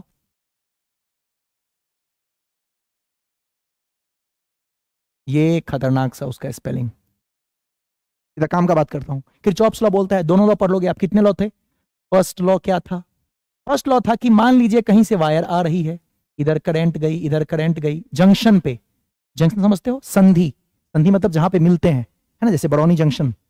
तो जंक्शन पे अगर करंट यहां पे मान लेते हैं 10 एम्पियर आया, इधर 4 एम्पियर ही गया, तो इधर कितना एम्पियर जाएगा 6 एम्पियर। कहने का यह मतलब है कि जंक्शन पे कोई करंट नहीं रुकता। क्या ऐसा हुआ, ट्रेन आया बरौनी जंक्शन पे दिल्ली जाने के लिए और वहीं पर रह गया 2-4 दिन तक, मान लो किसी प्रॉब्लम की वजह से हो सकता है वो 1-2 घंटे डिले हो जाए, परमानेंट तो नहीं रहेगी ना। तो यहां पे वो चीज नहीं है, यहां पे डिले नहीं होगा। तो यहां पर जो आपका करंट है इस जंक्शन पे, इस जंक्शन पे जितने भी करंट आएंगे, चाहे आए चाहे जाए चाहे कुछ भी हो, विथ साइन अगर आप देखोगे तो सम कितना होगा 0। क्योंकि यहां पे करंट का बात है तो ये किस पे बेस्ड होता है, चार्ज कंजर्वेशन पे। देखो मैं ऑब्जेक्टिव भी कवर कर दे रहा हूं, चार्ज कंजर्वेशन पे, है ना। तो मैं आपको ओवरव्यू ले लेता हूं, बहुत ज्यादा समय तो अपने पास नहीं है, बट फटाफट कर लेते हैं कंप्लीट। सेकेंड लॉ ऐसे ही लिखना हो, अगर आ जाए सेकेंड लॉ लिखने के लिए, तो उसमें क्या था, उसमें था कि जैसे एक कोई आपका सर्किट है, इसका वोल्टेज V1 और इसका वोल्टेज V2, आपको पता है ना I इंटू आर, इसका रेसिस्टेंस अगर R हो तो उन्होंने कहा था कि सारे वोल्टेज का सम कितना होगा 0। यहां पे था जंक्शन पे, संधि पे, सारे करंट का सम 0। और ये था जो हमारा सेकेंड लॉ था, वो किरचॉफ का सेकेंड लॉ कहता है कि किसी भी सर्किट में, किसी भी परिपथ में जितने भी वोल्टेज हैं, है ना, उसका सम 0 होगा। तो अगर वोल्टेज सम 0 करना हो सेकेंड लॉ, तो आप स्टेटमेंट लिख दोगे, चूंकि वोल्टेज का बात है, आपको बताए थे वोल्टेज मींस एनर्जी, तो ये किस पे बेस्ड है, कंजर्वेशन ऑफ, ये है कंजर्वेशन ऑफ एनर्जी। तो आपको याद होगा, ऑब्जेक्टिव में पूछता है, ओवरव्यू आप दिमाग में रखोगे। तो किरचॉफ लॉ आपको दोनों लिखने के लिए बोलेगा, एक लिखोगे जंक्शन पे टोटल करंट का सम 0, और एक आप लिखोगे ये चार्ज कंजर्वेशन पे बेस्ड है। एक में लिखेंगे आप सर्किट में टोटल पोटेंशियल 0, और इसके बारे में हम लिखेंगे ये किस पे बेस्ड है, कंजर्वेशन ऑफ एनर्जी पे। ओके, चलिए नेक्स्ट, इसमें सबसे इंपॉर्टेंट होता है व्हीटस्टोन ब्रिज, व्हीटस्टोन ब्रिज, है ना। तो व्हीटस्टोन सेतु भी कहते हैं। आपको अगर कंस्ट्रक्शन इसका याद हो तो एक क्वाड्रिलेटरल लेते हैं, यानी एक चतुर्भुज लेते हैं, जिसपे हम लोग 4 रेसिस्टेंस रखते हैं। ध्यान रखना ये बहुत इंपॉर्टेंट है, ये R1, ये R2, ये R3, ये R4 ऑब्जेक्टिव में पूछ सकता है। यहां से हम जोड़ देते हैं एक सेल को या बैटरी को आप कह दो। तो यहां पे आपने सेल या बैटरी को कनेक्ट कर दिया इस तरीके से, और इस बीच में हम जोड़ देते हैं एक गैल्वेनोमीटर। क्या जोड़ते हैं? गैल्वेनोमीटर। गैल्वेनोमीटर में करंट की रीडिंग कितनी होनी चाहिए? IG, current through the galvanometer, is equal to 0। तो यहां पे बैटरी का V वोल्ट मान लो, यहां से करंट मान लीजिए I गया, इसको हमने इधर की तरफ करंट फ्लो करवाया I1, इधर की तरफ करंट फ्लो करवाया I2। ये करंट ऐसे गया, इसमें कोई करंट नहीं जाएगी, इसलिए करंट जितना भी I1 था वो सब इसमें ही चला जाएगा। कुछ याद आ रहा है? ऐसे करके करंट इसमें नहीं जाएगी क्योंकि इसका करंट हमने पहले ही कितना माना है? 0। व्हीटस्टोन ब्रिज का प्रिंसिपल ही है कि गैल्वेनोमीटर से पास होने वाला करंट, गैल्वेनोमीटर मतलब धारा मापी, तो इससे पास होने वाला करंट कितना होना चाहिए? 0। तो यहां से करंट का वैल्यू आपका ये I2 इधर से क्रॉस कर जाएगा। फिर इसको प्रूव करने के लिए हमने क्या किया था? इसको मान लो A, इसको मान लेंगे B, इसको मान लेंगे C और इसको मान लेंगे D। किरचॉफ सेकंड लॉ यहां पे यूज करेंगे। तो अगर मैं आपको बताऊं कि आप अगर A B D A, अगर आप देखो लूप, इन लूप ABDA को देखो तो आपका क्या बन जाएगा? देखो करंट इन कर रहा है तो पॉजिटिव, आपको पता है ना करंट का फ्लो होता है हाई टू लो, तो पॉजिटिव नेगेटिव, यहां भी पॉजिटिव यहां नेगेटिव, ऐसे बना दोगे पॉजिटिव नेगेटिव, यहां पॉजिटिव नेगेटिव। जो कंस्ट्रक्शन था वो लिख के मैं प्रूफ का पार्ट आपको बता देता हूं। यहां पे सबसे पहले हम, या तो आप आगे वाला साइन भी यूज कर सकते हैं और पीछे वाला साइन भी यूज कर सकते हैं, आपकी चॉइस है। तो अगर मैं पहले वाला साइन ही यूज कर लूं तो क्या बन जाएगा? I1 R1, इसके बाद इसमें कोई करंट नहीं है। फिर इधर की तरफ देखेंगे तो पहला साइन लिया था तो इधर भी पहला साइन, इधर A से B गए तो पहला साइन प्लस, तो प्लस I1 R1। फिर इसमें कोई करंट नहीं है, इसके करंट को मैंने 0 माना है। यहां पे आते हैं, इसके लिए पहला साइन कौन सा है? Minus, minus I2 R3 equal to 0। एक लाइन का प्रूफ है, आप इसको एक लाइन में प्रूफ कर सकते हो और काफी ज्यादा इंपॉर्टेंट भी है। I2 R3 यहां से बन गया आपका, अगर मैं लिख दूं I2 अपॉन I1, इसको इधर भेज दूं तो ये बन जाएगा R1 अपॉन R3, ये इक्वेशन नंबर 1। सिमिलरली अगर हम लूप देखें, इन लूप BCDB की बात करेंगे तो यहां पे बन जाएगा पॉजिटिव I1 R2, और यहां पर देखेंगे फिर नेगेटिव। अब याद रखो ना यार, पहला साइन पॉजिटिव दूसरा साइन नेगेटिव, सिंपल याद रखो दिमाग में, minus I2 R4 equal to 0। और बहुत सारे बच्चों को तो सारा कवर ही होगा तो उनको फिर कोई दिक्कत है ही नहीं, है ना, ये करंट है ना। तो ये बन जाएगा I1 R2 equal to I2 R4। Interesting है काफी। तो यहां पे भी सिंपल आप निकाल लो, जब यहां पे निकालोगे I2 बाई I1 तो क्या बनेगा?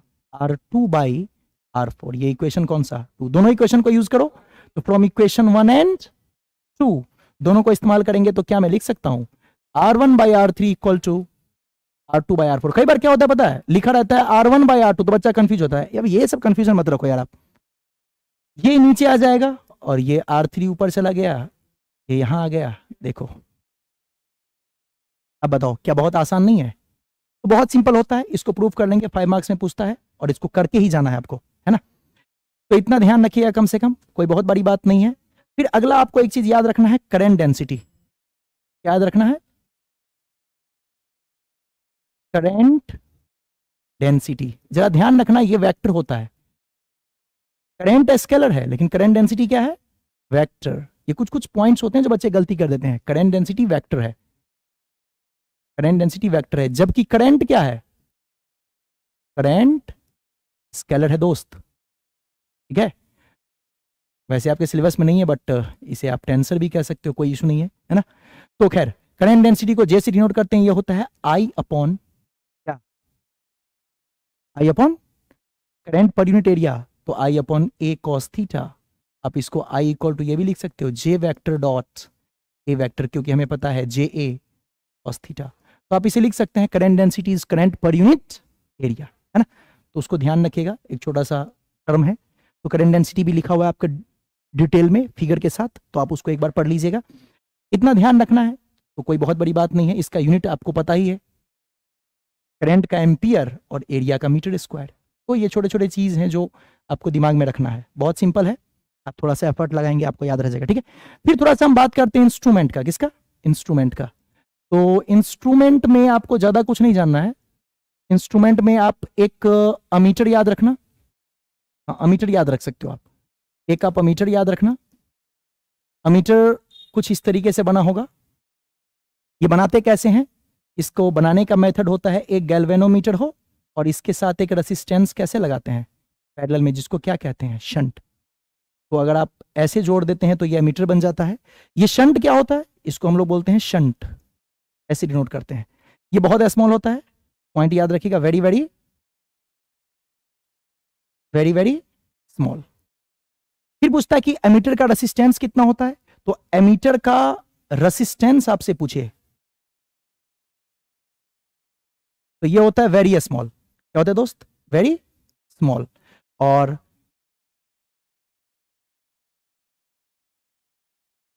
अगर ये बोल देगा कि आइडियल है, आइडियल अमीटर बोलेगा आपसे, क्या बोलेगा? Ideal ammeter. तो आइडियल अमीटर का रेसिस्टेंस आपसे पूछ दे तो आप बिल्कुल भी कंफ्यूज मत होना, इसको डायरेक्ट टिक आउट करके आना है 0। पूछता है कई बार शंट किसे कहते हैं, अब आपको समझ में आ गया होगा। गैल्वेनोमीटर के साथ एक पैरेलल में रेसिस्टेंस लगाया जाता है जो कि बहुत स्मॉल होता है, उसको बोलते हैं शंट। मतलब जब धारा मापी के समांतर क्रम में एक ऐसे रेसिस्टेंस को जोड़ा जाए जो बहुत छोटा होता है तो उसको हम लोग बोलते हैं शंट। इसका यूज बोलता है तो दो यूज है इसका, एक तो ये ओवरऑल रेसिस्टेंस को कम कर देता है और दूसरा ये सर्किट को जलने, गैल्वेनोमीटर को जलने से बचाता है। अगर आप लगा देते हैं कहीं पे शंट तो ये बहुत छोटा रेसिस्टेंस है तो ये रेसिस्टेंस का वैल्यू कम कर देगा। हम चाहते हैं ना कि किसी भी सर्किट का रेसिस्टेंस क्या चाहते हैं, ज्यादा या कम? कम। तो ये सर्किट के रेसिस्टेंस को भी कम कर देता है और दूसरी बात ये आपके गैल्वेनोमीटर को जलने से बचाता है। वो कैसे? जब इधर से करंट आती है ना आई, तो इसको बहुत छोटा सा करंट मिलता है IG, पता होगा आपको, और ज्यादा करंट शंट से निकल जाता है क्योंकि जिसकी जो पैरेलल कॉम्बिनेशन में क्या होता है, जिसका रेसिस्टेंस कम उसमें करंट का फ्लो ज्यादा। तो ये बेचारा खुद ज्यादा करंट लेके, देखो ये इतना छोटा है लेकिन ये करंट ज्यादा लेता है, तो खुद ज्यादा करंट लेके गैल्वेनोमीटर को जलने से बचाता है। तो it protect galvanometer from burning, है ना, या फ्रॉम हाई करंट। तो ये हाई करंट से बेचारे गैल्वेनोमीटर को जलने से बचाता है। कौन? शंट। तो shunt is a very small resistance connected in parallel combination with galvanometer to form ammeter. Ammeter बनाने के लिए गैल्वेनोमीटर के पैरेलल में हम एक बहुत छोटा रेसिस्टेंस लगाते हैं जिसे हम लोग कहते हैं शंट। क्लियर? थोड़ा सा वोल्टमीटर भी जान लो। वोल्टमीटर में ना एक काम करो आप, इसका जस्ट अपोजिट, गैल्वेनोमीटर के साथ एक रेसिस्टेंस लगेगा सीरीज में, जैसे यहां पैरेलल में था यहां सीरीज में। ये पॉइंट याद रखना है। इसमें करंट कितना फ्लो करेगा? IG। और दूसरा इसका रेसिस्टेंस कितना लेंगे? अगर बोल दे कि आइडियल, यही क्वेश्चन पूछता है, आइडियल वोल्टमीटर का रेसिस्टेंस बताइए। आइडियल वोल्टमीटर का रेसिस्टेंस कितना होगा भाई? तो इसका रेसिस्टेंस आप लोगे, इसका कोई आपसे रेसिस्टेंस पूछ दे तो कृपया लिखेंगे इन्फिनिटी। तो आइडियल वोल्टमीटर का रेसिस्टेंस इन्फिनिटी और आइडियल एमीटर का रेसिस्टेंस 0। काफी है। फिर इसके बारे में हम लोग पढ़े थे, इसमें मीटर ब्रिज एक होता है, बहुत छोटा सा पार्ट है मीटर ब्रिज, है ना। तो मीटर ब्रिज कैसे बनाते थे आपको याद है? एक रेसिस्टेंस बॉक्स होता था। क्या होता था? एक रेसिस्टेंस बॉक्स। एक रेसिस्टेंस बॉक्स लेते थे, ओहो रेसिस्टेंस बॉक्स, और उसके साथ एक अननोन रेसिस्टेंस होता था। क्लियर है? और ये व्हीटस्टोन ब्रिज के जैसा काम करता है। इसमें हम एक वायर रखते थे, इसके नीचे माउंट करते थे एक स्केल, वुडन स्केल, याद होगा आपको, एक वुडन स्केल यूज किया जाता है। कितने मीटर का? इसका लेंथ L कितना लेते हैं? क्योंकि इसका नाम है मीटर ब्रिज, मीटर ब्रिज, इसलिए इसमें मीटर मीन्स वॉट। इसका लेंथ रखा जाता था 1 मीटर। तार कौन सा लेते हैं याद है? मैग्नीन का तार, है ना, मैग्नीन का तार लेते हैं। क्यों लेते हैं मैग्नीन का तार? क्योंकि उसकी थर्मल रेसिस्टिविटी बहुत कम होती है ना, टेम्परेचर से ज्यादा उसका रेसिस्टेंस वेरिएशन नहीं करता है। तो इंस्ट्रूमेंट में टेम्परेचर के हिसाब से चेंज नहीं होना चाहिए ना, अदरवाइज फिर ये अलग अलग टेम्परेचर पे इंस्ट्रूमेंट अलग अलग तरीके से काम करेगा। इसको हम लोग बोलते हैं रेसिस्टेंस बॉक्स, नाम याद होगा। इसको बोलते हैं अननोन रेसिस्टेंस। इसका वैल्यू कुछ R, इसका वैल्यू RB। यहां पे लगाते हैं हम एक गैल्वेनोमीटर और यहां पे इसको ज्वाइंट करते थे। तो आपका जो निकल के आता था ये किसके हिसाब से काम करता है? ये it works on the principle of Wheatstone bridge. ठीक है? कैसे फॉर्मूला बनाते थे? अगर मैं बोल दूं कि इसकी रेसिस्टेंस पर यूनिट लेंथ रो है, रो इसका क्या है? Resistance per unit length. तो आप बताओ, इसका लेंथ अगर मैं x मान लूं तो ये कितना बचेगा, 1 माइनस एक्स। अगर मीटर में देखूं तो, आप सेंटीमीटर में देखोगे तो 100 भी रहता है। मैंने x किस में लिया है, x लिया है मैंने मीटर में। सेंटीमीटर में लोगे तो 100 हो जाएगा। क्या करेंगे, रेसिस्टेंस बॉक्स, अब यही पढ़े थे ना व्हीटस्टोन ब्रिज में, this upon this, R B upon X equal to known resistance को अगर मैं r मान लूं अपॉन 1 माइनस एक्स। यहां से आप क्या r का वैल्यू निकाल सकते हो, अननोन रेसिस्टेंस ही तो निकालना है। तो मीटर ब्रिज क्या निकालता है, अननोन रेसिस्टेंस का वैल्यू। ये यूज करते हैं हम अननोन रेसिस्टेंस निकालने में, ये उसका पूरा सेटअप है। तो अननोन रेसिस्टेंस का कितना वैल्यू आप निकाल सकते हैं, बाकी चीजें एक्सप्लेन किया हुआ है। ये मैग्नेट का वायर होता है, इतना ध्यान रखिएगा, और कोई बहुत बड़ी बात नहीं है। तो इतना कवर कर लीजिएगा, नॉर्मल चीज है। एक पोटेंशियोमीटर होता है, तो पोटेंशियोमीटर में पोटेंशियल ग्रेडियंट ज्यादा इंपॉर्टेंट होता है। ओके, तो उसको आप देख लीजिएगा।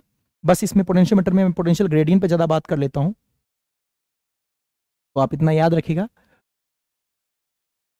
पोटेंशियोमीटर, आपको पता है ना कि चूंकि क्वेश्चंस डबल हैं इसलिए वो हर टॉपिक को टच कर देता है, चाहे वो ऑब्जेक्टिव पूछे, 2 मार्क्स का पूछे, तो हर पॉइंट को टच कर देता है। तो हर पॉइंट को टच करे तो कुछ चीजें होती हैं जो आपको दिमाग में रखना पड़ेगा। पोटेंशियोमीटर में 2 चीज याद रखो।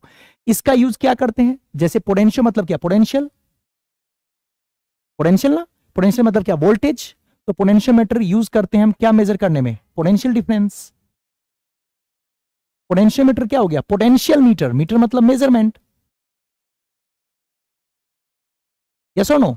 तो किसको मेजरमेंट करते हैं, पोटेंशियल को। पोटेंशियल मतलब वोल्टेज, वोल्टेज मतलब पोटेंशियल डिफरेंस। तो पोटेंशियोमीटर का इस्तेमाल करते हैं वोल्टेज मापने के लिए। लेकिन इसकी एक खास बात, कोई इंस्ट्रूमेंट ऐसा नहीं करता है सिर्फ पोटेंशियोमीटर करता है, ये ईएमएफ भी मापता है। ओहो हो सर, ईएमएफ क्या होता है, आपको पता होगा ईएमएफ क्या होता है। यार आप याद रखना, ऑब्जेक्टिव में पूछेगा ईएमएफ को मापने के लिए सुटेबल इंस्ट्रूमेंट कौन सा है। तो ईएमएफ को मापने के लिए जो सबसे सुटेबल इंस्ट्रूमेंट है वो है पोटेंशियोमीटर। ये इस देखो, वोल्टेज तो मापता ही है, बट ये मापता है, क्योंकि ये 100% एक्यूरेट इंस्ट्रूमेंट है, तो इसके हेल्प से हम ईएमएफ भी मापते हैं। ईएमएफ क्या होता है, इसका भी यूनिट वोल्ट होता है, तो आप समझ गए होंगे ना। ये बैटरी का एक्चुअली आप कह दो, जैसे पोटेंशियल डिफरेंस आप मापते हो, है ना, जिसको वोल्टेज हम लोग कहते हैं। तो ईएमएफ क्या है, इलेक्ट्रोमोटिव फोर्स। तो ये बैटरी की आप कह सकते हैं टोटल वोल्टेज है, और जो पोटेंशियल डिफरेंस है वो 2 एंड पे जो हमको वोल्टेज मिलता है वो है। तो आइडियली किसी बैटरी में कितना वोल्टेज होता है, दैट इज कॉल्ड ईएमएफ। किसी बैटरी में आइडियली कितनी एनर्जी होती है, कितना एनर्जी डेवलप करता है ना, या पर यूनिट चार्ज पे कितना वर्क करता है आइडियली बिना किसी लॉस के, दैट इज कॉल्ड ईएमएफ। तो बैटरी की वास्तव में कितनी कैपेसिटी है, दैट इज ईएमएफ। बैटरी का जितना वोल्टेज देने का कैपेसिटी है वो ईएमएफ है। जितना हम 2 एंड से लेते हैं, 2 इलेक्ट्रोड के एंड से जितना वोल्टेज हम लेते हैं वो होता है पोटेंशियल डिफरेंस। ओके, तो वो वोल्टेज होता है। लेकिन जो बैटरी वास्तव में अपने अंदर कैपेसिटी रखती है जितनी वोल्टेज देने की, वो होता है उसका ईएमएफ। और बीच में आपको पता है बैटरी में कुछ इलेक्ट्रोलाइटिक सॉल्यूशन, इलेक्ट्रोड के कारण कुछ एनर्जी का लॉस होता है, तो लॉस होकर जो हमें मिलता है वो पोटेंशियल डिफरेंस है, और बैटरी की जो एक्चुअल एनर्जी है वो ईएमएफ है। तो बैटरी की एक्चुअल एनर्जी कितनी है वो तो इंटरनल प्रॉपर्टी हो गया, वो तो इंटरनल बात हो गई। तो उस चीज को बाकी इंस्ट्रूमेंट मेजर नहीं कर पाता है, कौन मेजर कर लेता है, पोटेंशियोमीटर। तो मैंने इसलिए इतना डिस्क्राइब किया है कि ईएमएफ के लिए सुटेबल कौन सा है, पोटेंशियोमीटर। वोल्ट मीटर सिर्फ वोल्टेज मेजर करता है ना, तो ये सुटेबल होता है इसके लिए। चलिए, फिर पोटेंशियोमीटर का बेसिक चीज आप जानते हो, इसमें एक चीज पोटेंशियल ग्रेडियंट पूछता है, तो थोड़ा ध्यान रखिएगा। पोटेंशियल ग्रेडियंट, कई बार मैंने ये चीज डिस्कस किया था कि ग्रेडियंट का मतलब होता है डिवाइडेड बाय लेंथ। तो अगर आपसे कोई पूछे पोटेंशियल ग्रेडियंट, जनरली के से डिनोट किया जाता है, तो हम लोग क्या लिखते हैं, के इक्वल टू, पोटेंशियल मतलब वोल्टेज, ग्रेडियंट मतलब लेंथ, इसका यूनिट वोल्ट अपॉन मीटर। ध्यान रखना, बहुत बार पूछा है व्हाट इज पोटेंशियल ग्रेडियंट। और पोटेंशियोमीटर क्या काम करता है, 100% एक्यूरेसी के साथ मेजरमेंट करता है पोटेंशियल डिफरेंस को या वोल्टेज को। क्लियर। और बाकी तो आप जानते हो, इसका कंस्ट्रक्शन वगैरह आपको पता होगा, एक बार देख लीजिएगा। और ये दोनों इंपॉर्टेंट है। पोटेंशियल ग्रेडियंट क्या होता है, potential difference per unit length, potential difference per unit length, है ना। तो उसमें बोलते हैं पोटेंशियल ग्रेडियंट। ग्रेडियंट जब भी बोले तो पर यूनिट लेंथ हो जाएगा, रेट जब भी बोले पर यूनिट टाइम हो जाएगा। तो ये सब ध्यान रखना है आपको। क्लियर। हाँ, एक स्पेसिफिक चार्ज भी आपने सुना होगा, कई बार पूछता है स्पेसिफिक चार्ज, स्पेसिफिक चार्ज। कभी स्पेसिफिक बोले per unit mass, charge per unit mass, है ना। तो चार्ज अपॉन मास को हम लोग बोलते हैं स्पेसिफिक चार्ज। ध्यान रखिएगा, कभी बोल दे तो Q अपॉन M, जैसे बोलेगा इलेक्ट्रॉन का specific charge E upon M, तो जब भी बोलेगा स्पेसिफिक चार्ज तो आप ऐसे निकाल लीजिएगा, तो भी ध्यान रखिएगा इसका यूनिट क्या बन जाएगा, कूलम्ब अपॉन मास मतलब केजी, कूलम्ब अपॉन केजी, है ना। तो ये सब ध्यान रखिएगा, बहुत छोटा सा कंसेप्ट है। चलिए फिर नेक्स्ट आगे बढ़ते हैं, हम लोग आते हैं थोड़ा सा कैपेसिटर पे। इस पे कैपेसिटर पे, कैपेसिटर में आप कैपेसिटर का एनर्जी याद रखना, बहुत इंपॉर्टेंट नहीं है बट आप इसका फॉर्मूला इंपॉर्टेंट है। तो इसका एनर्जी आप लोग को याद होगा, पोटेंशियल एनर्जी कितना लेते हैं, हाफ CV² या फिर Q²/2C या फिर QV/2, QV/2 जो कन्वर्ट कर लो। हाँ, QV/2 ही होता है। तो आपको पता है बैटरी का वर्क डन होता है QV, बैटरी जो हमें एनर्जी देती है वो QV, और कैपेसिटर जो एनर्जी लेता है वो QV/2। एक बात याद रखना, कई बार पूछा है, एक कैपेसिटर में कितनी एनर्जी स्टोर होती है, जितना बैटरी देता है उसका हाफ। हाफ कहाँ गया, लॉस हो जाता है। आप लोगों को कैपेसिटर तो पता होगा ना, एक पे पॉजिटिव चार्ज लेते हैं, एक पे नेगेटिव चार्ज लेते हैं, बेसिक आइडिया आपको होगा, उसको बैटरी से जोड़ते हैं। तो ये बैटरी जितना एनर्जी देता है ना, उसका आधा एनर्जी स्टोर होता है कैपेसिटर पे। लेकिन कब, जब कैपेसिटर स्टार्टिंग में अनचार्ज हो। जब कैपेसिटर चार्ज नहीं होता है तो उस केस में जितना एनर्जी देते हैं उसका आधा ही स्टोर होता है कैपेसिटर पे, और आधा लॉस हो जाता है। और जो आपका इसका एनर्जी होता है, ये किसका एनर्जी है, एनर्जी गिवन बाय बैटरी। और जो हमारा एनर्जी कैपेसिटर का होता है वो ये होता है। तो इसको ध्यान रखिएगा, इसका एक प्रूफ होता है 2 मार्क्स का, छोटा सा देख लीजिएगा, सिंपल है। चूंकि ये एनर्जी है तो इसका यूनिट क्या बनेगा, जूल। तो कहीं कोई दिक्कत नहीं है, क्लियर। एक पैरेलल प्लेट कैपेसिटर आप थोड़ा सा पढ़ लेना, एक टॉपिक होता है पैरेलल प्लेट कैपेसिटर। क्योंकि सारा ओवरव्यू आपको दे रहा हूं तो इसको मैंने डिस्क्राइब कर दिया। पॉजिटिव प्लेट्स, नेगेटिव प्लेट्स, याद रखोगे दो प्लेट्स के बीच में इलेक्ट्रिक फील्ड, एक प्लेट का इलेक्ट्रिक फील्ड कितना होता है याद है सबको, σ/2 एप्सिलॉन नॉट, एक प्लेट का। तो ये E1 मान लो, और दूसरा भी कितना, σ/2 एप्सिलॉन नॉट। टोटल आपसे पूछ दे σ/एप्सिलॉन नॉट, सिग्मा क्या होता है, चार्ज अपॉन एरिया, कुछ याद आ रहा है। तो चार्ज अपॉन एरिया को हम लोग बोलते हैं इलेक्ट्रिक फील्ड। तो पूछेगा दो प्लेट्स के बीच में कितने इलेक्ट्रिक फील्ड, दोनों प्लेट के बीच का डिस्टेंस है D, दोनों प्लेट का एरिया है A, बताइए दोनों प्लेट के बीच में कितना electric field, Q/A epsilon not. कोई आपसे पूछे वोल्टेज बताइए, E × D, कुछ याद आ रहा है, तो Q/A एप्सिलॉन नॉट × D। और आपसे कोई पूछेगा C बताओ, ये तो याद होगा आपको, कैपेसिटेंस क्या होता है, T = Q/V। ध्यान रखना, बहुत इंपॉर्टेंट फॉर्मूला है, कुछ फॉर्मूला के पॉइंट्स भी बनते हैं। जैसे पूछेगा दो प्लेट्स का इलेक्ट्रिक फील्ड याद रखना है, कैपेसिटर का कैपेसिटेंस Q/V, Q का वैल्यू कितना आ जाएगा, Q ही रहेगा, V का वैल्यू कितना आ जाएगा, Q/A एप्सिलॉन नॉट, और D, Q ने Q को मार दिया, फॉर्मूला बन गया A epsilon not by D, ध्यान रहेगा। और ये तो C बन जाएगा, इसका फॉर्मूला याद रखना है A epsilon not by D। Capacitance parallel plate capacitor का, है ना, समांतर प्लेट संधारित्र जिसको कहते हैं, वो हो जाता है A epsilon not by D। Electric field एक प्लेट का σ/2 एप्सिलॉन नॉट, दूसरे का भी σ/2 एप्सिलॉन नॉट, टोटल हो जाएगा σ/एप्सिलॉन नॉट। सिग्मा क्या होता है भाई, सिग्मा होता है चार्ज अपॉन एरिया। लैम्डा क्या होता है भाई, चार्ज अपॉन लेंथ। रो क्या होता है भाई, चार्ज अपॉन वॉल्यूम। कुछ याद आ रहा है, इसका unit coulomb upon metre, coulomb upon metre square, coulomb upon metre cube. यहाँ पे रखेंगे वैल्यू, आ जाएगा V = ED, आपको पता ही है, तो निकाल देना है, क्लियर। चलिए नेक्स्ट, तो इतना देख लेना है। एक चीज और, कैपेसिटर बस याद करना है, पॉइंट आपको सिर्फ याद कर देना है, विथ डाइलेक्ट्रिक, बहुत ज्यादा डिटेल में नहीं जाएंगे इसके, बस ध्यान रखना है। इसका जब भी निकालना हो, जैसे बोल देगा कि एक प्लेट है पॉजिटिव और एक प्लेट है नेगेटिव, और इसमें आपने एक डाइलेक्ट्रिक को रख दिया, डाइलेक्ट्रिक इंट्रोड्यूस कर दिया जिसका वैल्यू है K। तो डाइलेक्ट्रिक जब K डाल देता है तो C कितनी हो जाती है, A epsilon not by D, अभी पढ़े थे, उसमें K से मल्टीप्लाई हो जाएगा, K टाइम्स बढ़ जाएगा। जैसे बोलेगा कि एक कैपेसिटर का कैपेसिटी है 10 माइक्रोफैराड और उसमें डाइलेक्ट्रिक रख दिया 2, तो 10 × 2 हो जाएगा 20। तो ध्यान रखिएगा, डाइलेक्ट्रिक डालने से A का वैल्यू बढ़ जाता है। बताया था ना, डाइलेक्ट्रिक एक नॉन कंडक्टर के जैसा होता है ना। तो जब भी डाइलेक्ट्रिक को इंट्रोड्यूस करते हैं दो प्लेट के बीच में, तो वो K टाइम्स बढ़ जाता है, क्लियर। तो इसको ध्यान रखिएगा। C का आप लोग को यूनिट याद है ना, C क्या था, मेन फॉर्मूला इसका क्या था, Q/V। तो Q हो गया कूलम्ब और V हो गया वोल्टेज, जिसको हम लोग बोलते हैं फैराड, ठीक है। तो ध्यान रखिएगा, बहुत ईजी है। चलिए आगे बढ़े। कैपेसिटर में कॉम्बिनेशन याद होगा आपको, सीरीज कॉम्बिनेशन इसका जब निकालते हैं उल्टा हो जाता है ना, इसका जो सीरीज कॉम्बिनेशन होता है वो 1/c equivalent equal to 1/c1 plus 1/c2, याद है कुछ। और जब इसका पैरेलल निकालते हैं, जब समांतर में देखते हैं, तो ये हो जाता है c equivalent equal to c1 plus c2। कुछ याद आ रहा है? एक बात और, रेसिस्टेंस में ऐसा वाला क्वेश्चन बहुत बार पूछा जाता है, रेसिस्टेंस और कैपेसिटर दोनों में, तो कृपया आप देख लेंगे। एक रेसिस्टेंस ऐसे, एक रेसिस्टेंस ऐसे, एक रेसिस्टेंस ऐसे, इधर से 2 तार जोड़ दिया यहाँ पे, बड़ी याद है कुछ ऐसा, एक ऐसे जोड़ दिया और एक 3 रेसिस्टेंस ले लिया जाएगा, और एक को ऐसे जोड़ देगा और एक को, इसको यहीं जोड़ना था क्या, इसको यहीं तक जोड़, ओ यार, चलो फिर से। ये क्वेश्चन बहुत फेमस होता है, इसको यहाँ जोड़ना है, इसको यहाँ जोड़ना है, सॉरी, है ना।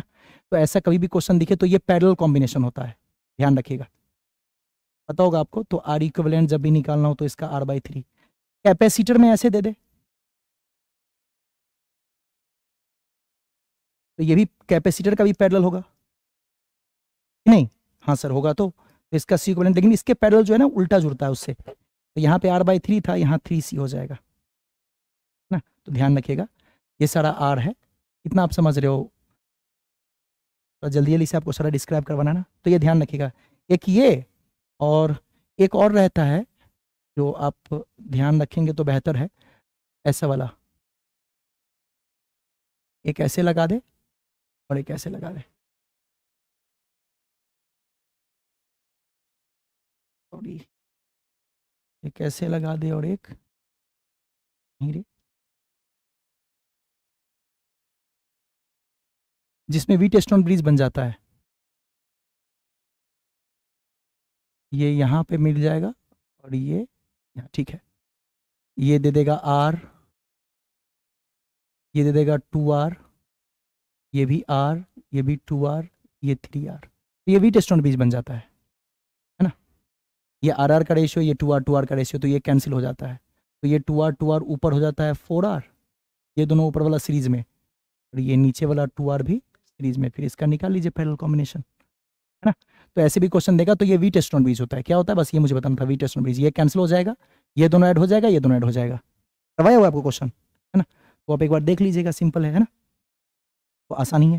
चलिए आगे बढ़े। नेक्स्ट जो आपका मैग्नेटिज्म है, उसमें मैग्नेटिक फील्ड आप देखना, मैग्नेटिक फील्ड, तो उसको भी फटाफट से आप कर लेना। मैग्नेटिक फील्ड में कुछ मेन चीज बता देता हूं, जैसे इनफाइनाइट वायर, कौन सा, इनफाइनाइट वायर, इसका बी क्या कैसे निकालते थे, μ0/2 I/d, है ना, μ0/2 पाई I/d, डी होता था ना यहाँ से यहाँ तक का परपेंडिकुलर डिस्टेंस। सेमी इनफाइनाइट हो, सेमी इनफाइनाइट के लिए क्या करते थे, इसको 2 से डिवाइड कर दो, μ0/4 पाई I/d। सर्कल के सेंटर पे कितना होता था, μ0/2 I/r, याद आ रहा है कुछ। एक्सिस पे μ0/4 पाई, 2 बार नहीं आइए, अपॉन x² प्लस r² का पावर 3/2। ये सब पॉइंट याद रखिएगा, ये x होता था, ये r होता था, a का मतलब होता है एरिया, एरिया मतलब πr², है ना। n होता था number of turns, number of, तो ये सब आपको याद ही होगा। फिर हम लोगों ने पढ़ा था टोरॉइड प्रणाली का, है ना, इसके लिए b कितना निकाले थे, μ0 ni। यहाँ पे एक बात आपको बोले थे याद रखने के लिए, n होता है total number of turns upon length, फेरों की संख्या अपॉन l। फिर हम लोग पढ़ते सोलेनॉइड, सॉरी ये सोलेनॉइड था आपका, ये खुद ही सोलेनॉइड है। फिर हम लोग पढ़ते टोरॉइड, टोरॉइड ऐसे ऐसे बनाते थे ना, तो उसके लिए मैंने आपको बताया था फॉर्मूला सेम होता है इसका भी, μ0 ni। यहाँ पे n होता है n अपॉन l, लेकिन इसका l होता है n अपॉन लेंथ, कितना होता है सर्कुलर के फॉर्म में, तो सर्कल का लेंथ कितना, जो उसका सर्कमफ्रेंस होगा 2πr।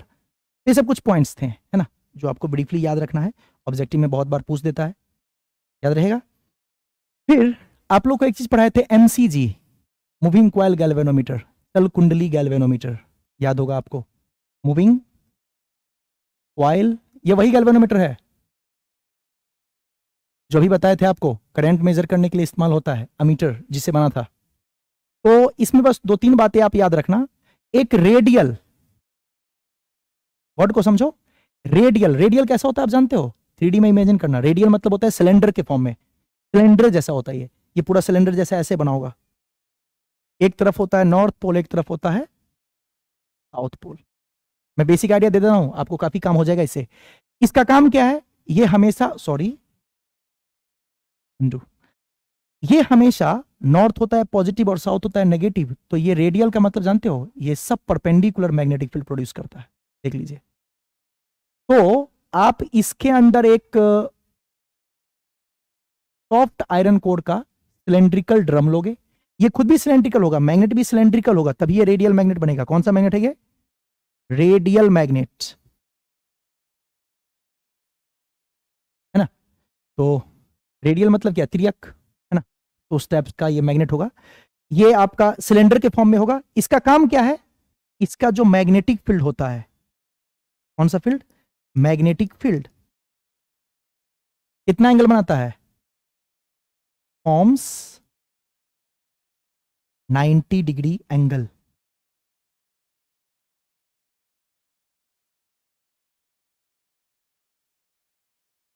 नाइन्टी डिग्री एंगल, ये आपको बताए थे कैसे होता है, बहुत एक्सप्लेनेशन था, बट अब इतना समझो आप कि ये मैग्नेटिक फील्ड हमेशा परपेंडिकुलर होगा। और इसको हम लोग एक वायर से लटका देते हैं, फॉस्फर ब्रॉन्ज का होता है, किसका, फॉस्फर ब्रॉन्ज का, और नीचे लगा देते हैं कि स्प्रिंग, ये भी फॉस्फर ब्रॉन्ज का ही होता है ना। और इसके ऊपर तार रैप करते हैं कॉपर का, याद है कुछ, कॉपर के तार को मल्टीपल टाइम्स रैप करते हैं और यहां से करंट सप्लाई करते हैं। तो जैसे ही आप इसमें करंट सप्लाई करते हो तो क्या होता है, इस पे टॉर्क लगता है। टॉर्क कितना होता है, एम बी, जैसे वहां पे याद किए थे पीई, तो यहां होता है एम बी साइन थीटा। और अभी आपको बताए हैं हम कि एम बी, यहां पर साइन थीटा कितना लेना है, 90। एम क्या होता है, एन आई ए, पहले लिख देता हूं, एम बी हो जाएगा, एम होता है एन आई ए और साथ में बी। तो आपका जो टॉर्क होता है वो होता है N I A B, equation 1। Torque याद है आपको, जब इसमें करंट फ्लो करेगा और मैग्नेटिक फील्ड होगी मैग्नेट की वजह से, तो एक टॉर्क प्रोड्यूस होगा। वो टॉर्क कितना होता है, एम बी साइन थीटा। कैसे याद रखेंगे सर, इलेक्ट्रिक फील्ड में था पी साइन थीटा, वैसे ये है एम बी साइन थीटा, ये बन जाएगा एम बी साइन 90, वो वैल्यू आ गया एम बी। एम क्या होता है, याद रखना, मैग्नेटिक मोमेंट कितना, एन आई ए, बहुत इंपॉर्टेंट है। करंट और एरिया के मल्टीपल को, समझ रहे हो आप, मतलब विद्युत धारा और उसके क्षेत्रफल के गुणनफल को हम लोग बोलते हैं मैग्नेटिक मोमेंट, यानी क्या, चुंबकीय आघूर्ण, है ना। तो एनआईए। और दूसरा आपको पता है ये जो रॉड है फॉस्फर ब्रॉन्ज का क्यों लगाएं, इसमें टॉर्जन होती है, टॉर्जन समझते हो, ट्विस्टन, ऐठन। तो इसमें ऐठन काफी अच्छा होता है, जितना आप इसको ऐठोगे ना, जैसे आप इसमें जब टॉर्क देंगे तो ये घूमेगा। टॉर्क क्या होता है, घुमाने वाला इफेक्ट। तो जैसे ये क्वाइल जैसे ही सिलेंडर को घुमाता है, तो जब वो घूम जाता है ना, तो फिर जैसे ही ये घूमने पर इसके अंदर एक ट्विस्टिंग डेवलप होती है, एक टॉर्जन डेवलप होता है, और ये टॉर्जन भी अपोजिट प्रोड्यूस करता है। तो इसका भी टॉर्क हो जाता है जो आपका टॉर्क ड्यू टू वायर, ये फाइन वायर होता है, फाइन वायर भी इसको कहते हैं। तो इससे जो प्रोड्यूस होती है आपका टॉर्क, वो टॉर्क होता है प्रोपोर्शनल टू माइनस थीटा, लेकिन मैं उसका सिर्फ वैल्यू लिख रहा हूं, सी थीटा, इक्वेशन नंबर 2। और यहां से आप दोनों इक्वेशन को यूज कर लो, तो फ्रॉम 1 एंड 2, बाकी आप समझ जाओगे। ये बन जाएगा N I A B equal to C theta, I हो जाएगा C upon N A B into theta. ये कांस्टेंट है तो क्या मैं लिख सकता हूं आई प्रोपोर्शनल टू थीटा। यही गैल्वेनोमीटर का वर्किंग होता है। कितना एंगल का डिफ्लेक्शन होगा उतनी करंट प्रोड्यूस होगी। एंगल का डिफ्लेक्शन 10 डिग्री, तो 10 डिग्री का अगर 2 एम्पियर करंट है तो 20 के लिए 4, 30 के लिए 6, ऐसे इसमें एड ऑन होता चला जाएगा। तो ये कहता है, तो आप याद कैसे रखोगे, ब्रीफली कैसे याद रखना है, एक सॉफ्ट आयरन कोर या एल्युमिनियम का सिलेंड्रिकल फ्रेम लेंगे, जिसपे कॉपर वायर को रैप कर देंगे, एक फाइन वायर के साथ उसको जोड़ देंगे जो फॉस्फर ब्रॉन्ज का होगा। स्प्रिंग भी फॉस्फर ब्रॉन्ज का होगा स्टेबिलिटी प्रोड्यूस करने के लिए। यहां पे 2 मैग्नेटिक लेंगे, ये रेडियल मैग्नेट होगा जिसका मैग्नेटिक फील्ड 90 डिग्री एंगल बनाएगा। टॉर्क होता है एम बी साइन थीटा, जैसे पीई साइन वहां था ना, पीई साइन थीटा, तो मैग्नेट के लिए बी आ जाता है ना, तो एम बी साइन थीटा, ये एन आई। एम क्या होता है, एन आई ए। और इसको हम लोग फिर ये रस्सी जो था आपका, ये फाइन वायर जो दिख रहा है, उसमें टॉर्जन होगी, ट्विस्टिंग होगी, तो वो भी आपको अपोजिट में इसको बैलेंस करने के लिए एक टॉर्क डेवलप करेगा। तो वो जब दोनों बैलेंस हो जाएगी, दोनों को इक्वेट करेंगे तो I प्रोपोर्शनल टू थीटा हो जाएगा। तो इसमें कई बार पूछता है सेंसिटिविटी, करंट सेंसिटिविटी बोलेगा आपसे कितना करंट सेंसिटिविटी है, तो सब आपका लिखा हुआ है, वो भी एक बार देख लीजिएगा, current sensitivity, voltage sensitivity. But आपका जो पूछेगा गैल्वेनोमीटर का वर्किंग, तो current is proportional to angle of deflection. उसमें कितनी करंट फ्लो कर रही है वो एंगल ऑफ डिफ्लेक्शन के डायरेक्टली प्रोपोर्शनल होता है। ठीक है, बस कितना डिफ्लेक्शन होता है पर यूनिट करंट में, उसी को तो हम लोग बोलते हैं करंट सेंसिटिविटी। वो कोई बड़ी चीज नहीं है। करंट सेंसिटिविटी कैसे निकालते थे, याद होगा आपको, शायद कर दूं डिस्क्राइब, या याद है? तो करंट सेंसिटिविटी भी आप निकाल सकते हैं, है ना, deflection per unit current, current sensitivity deflection per unit current क्या बन जाएगा, NAB/C। जितना magnetic field area number of turns बढ़ाएंगे उतना करंट सेंसिटिविटी बढ़ेगा, है ना। और जितना टॉर्जनल कांस्टेंट, C क्या है, टॉर्जनल कांस्टेंट, टॉर्जनल कांस्टेंट ये इस रस्सी की प्रॉपर्टी होती है, इसमें टॉर्जन डेवलप होता है, ट्विस्टिंग जिसको कहते हैं, ऐंठन, आप ये समझ लो, तो वही हो गया। ठीक है, तो इस चीज को ध्यान रखिएगा, MCG थोड़ा इंपॉर्टेंट होता है, कोई खास बात नहीं है, इतना कर सकते हैं आप। क्लियर? तो बहुत कुछ नहीं था, सिंपल था, आई होप आप कर लेंगे। तो इतना मैग्नेटिज्म में करना है। इसके बाद फिर EMI की बात करें अगर हम, सीधा हम आते हैं EMI पे, तो बाकी आप देखना बहुत ज़्यादा वक्त अपने पास नहीं है, तो और बाकी चीज़ कवर कर लीजिएगा, सारा तो पढ़ा हुआ है। EMI में एक फैराडे लॉ, एक लेंज लॉ पढ़ के जाना, फैराडेज लॉ और एक लेंज लॉ। लेंज लॉ में पूछता है किस पे बेस्ड है, एनर्जी कंजर्वेशन पे, बहुत बड़ा ऑब्जेक्टिव में पूछा है ना। लेंज लॉ क्या था, it opposes its own current. Lenz law क्या था, it opposes its own current, ये अपने ही कारण को नष्ट करना चाहता है। जो वायर में करंट प्रोड्यूस होती है वो उस तरीके से होती है जो अपने ही कारण का, अपनी ही उत्पत्ति के कारण का, अपनी ही उत्पत्ति के कारण का विरोध करता है, या अपनी उत्पत्ति के कारण को नष्ट करना चाहता है ना। यानी फ्लक्स बढ़ रहा है तो घटाना चाहता है, और घट रहा है तो बढ़ाना चाहता है। फिर इसमें एक काम होता है मैग्नेटिक फ्लक्स, मैग्नेटिक फ्लक्स यानी चुंबकीय फ्लक्स। जैसे वहां पे था EA cos थीटा, वैसे यहां होता है BA cos थीटा, कुछ याद है? इसका यूनिट बहुत इंपॉर्टेंट है, वेबर, ध्यान रखेंगे। वेबर किसका यूनिट है, मैग्नेटिक फ्लक्स का, चुंबकीय फ्लक्स का। लेंज लॉ अपने ही कारण का अपोज करना चाहता है, एनर्जी कंजर्वेशन, ऊर्जा संरक्षण पर आधारित है। कौन, लेंज लॉ।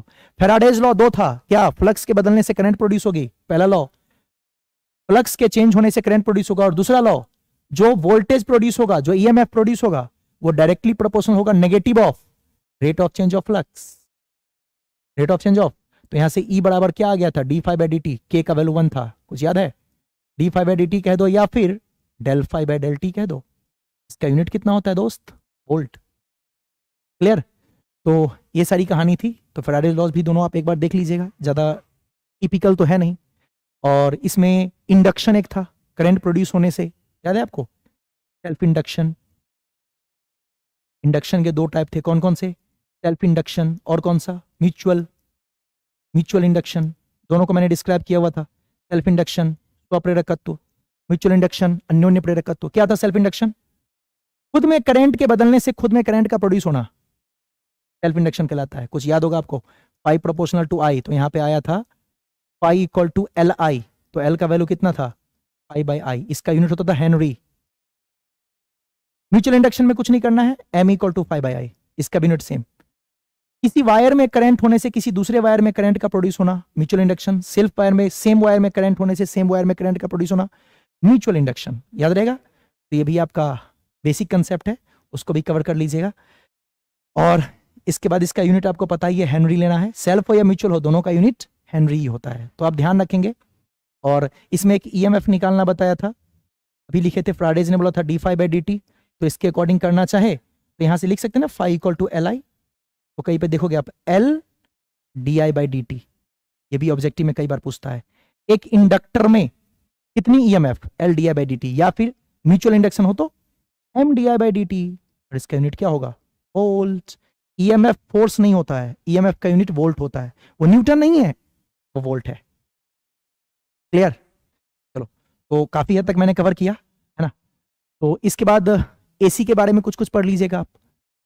AC जैसे बताया था, AC में कैपेसिटर हो तो उसका हम लोग रेसिस्टेंस पढ़े थे 1/ω/c, है ना, इसको बोलते थे रिएक्टेंस, इसका यूनिट क्या होता था, ओम।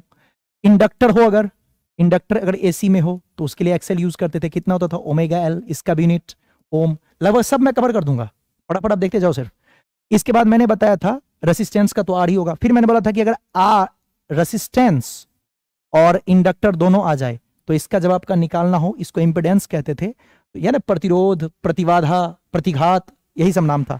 तो ये देखो 90 डिग्री, इसमें पाइथागोरस लगा दो, ट्रिक है, एक्सी का स्क्वायर प्लस आर का स्क्वायर। ऐसे अगर आपके पास इंडक्टर और रेसिस्टेंस हो, यहां भी पाइथागोरस जैसा यूज कर लो, क्या क्या, एक्सएल का स्क्वायर प्लस आर का स्क्वायर, ये है एक्सएल और ये है आर। यूनिट क्या होगा, सब का यूनिट ओम। तो ये सब एक बार आप जरूर ध्यान रखेंगे, ये सब यूनिट ओम था, आपको पता भी होगा बहुत हद तक, है ना। फिर अगर आपका ऐसा आ जाए, एक ध्यान रखना, कैपेसिटर और इंडक्टर रहे, प्रेरकत्व और संधारित्र रहे, सी और एल रहे, तो इसका जब जेड निकालना हो, ये थोड़ा सा अगर एक्सेप्शनल है, एक्सएल माइनस एक्सी, इसका मॉड, मतलब जो बड़ा वैल्यू होगा उसमें से छोटे को सबट्रैक्ट कर देंगे, तो ये एक्सएल माइनस एक्सी। इसका भी यूनिट क्या होगा दोस्त, इसका भी यूनिट ओम होगा, एकदम सिंपल। तो सब आप कवर कर लोगे।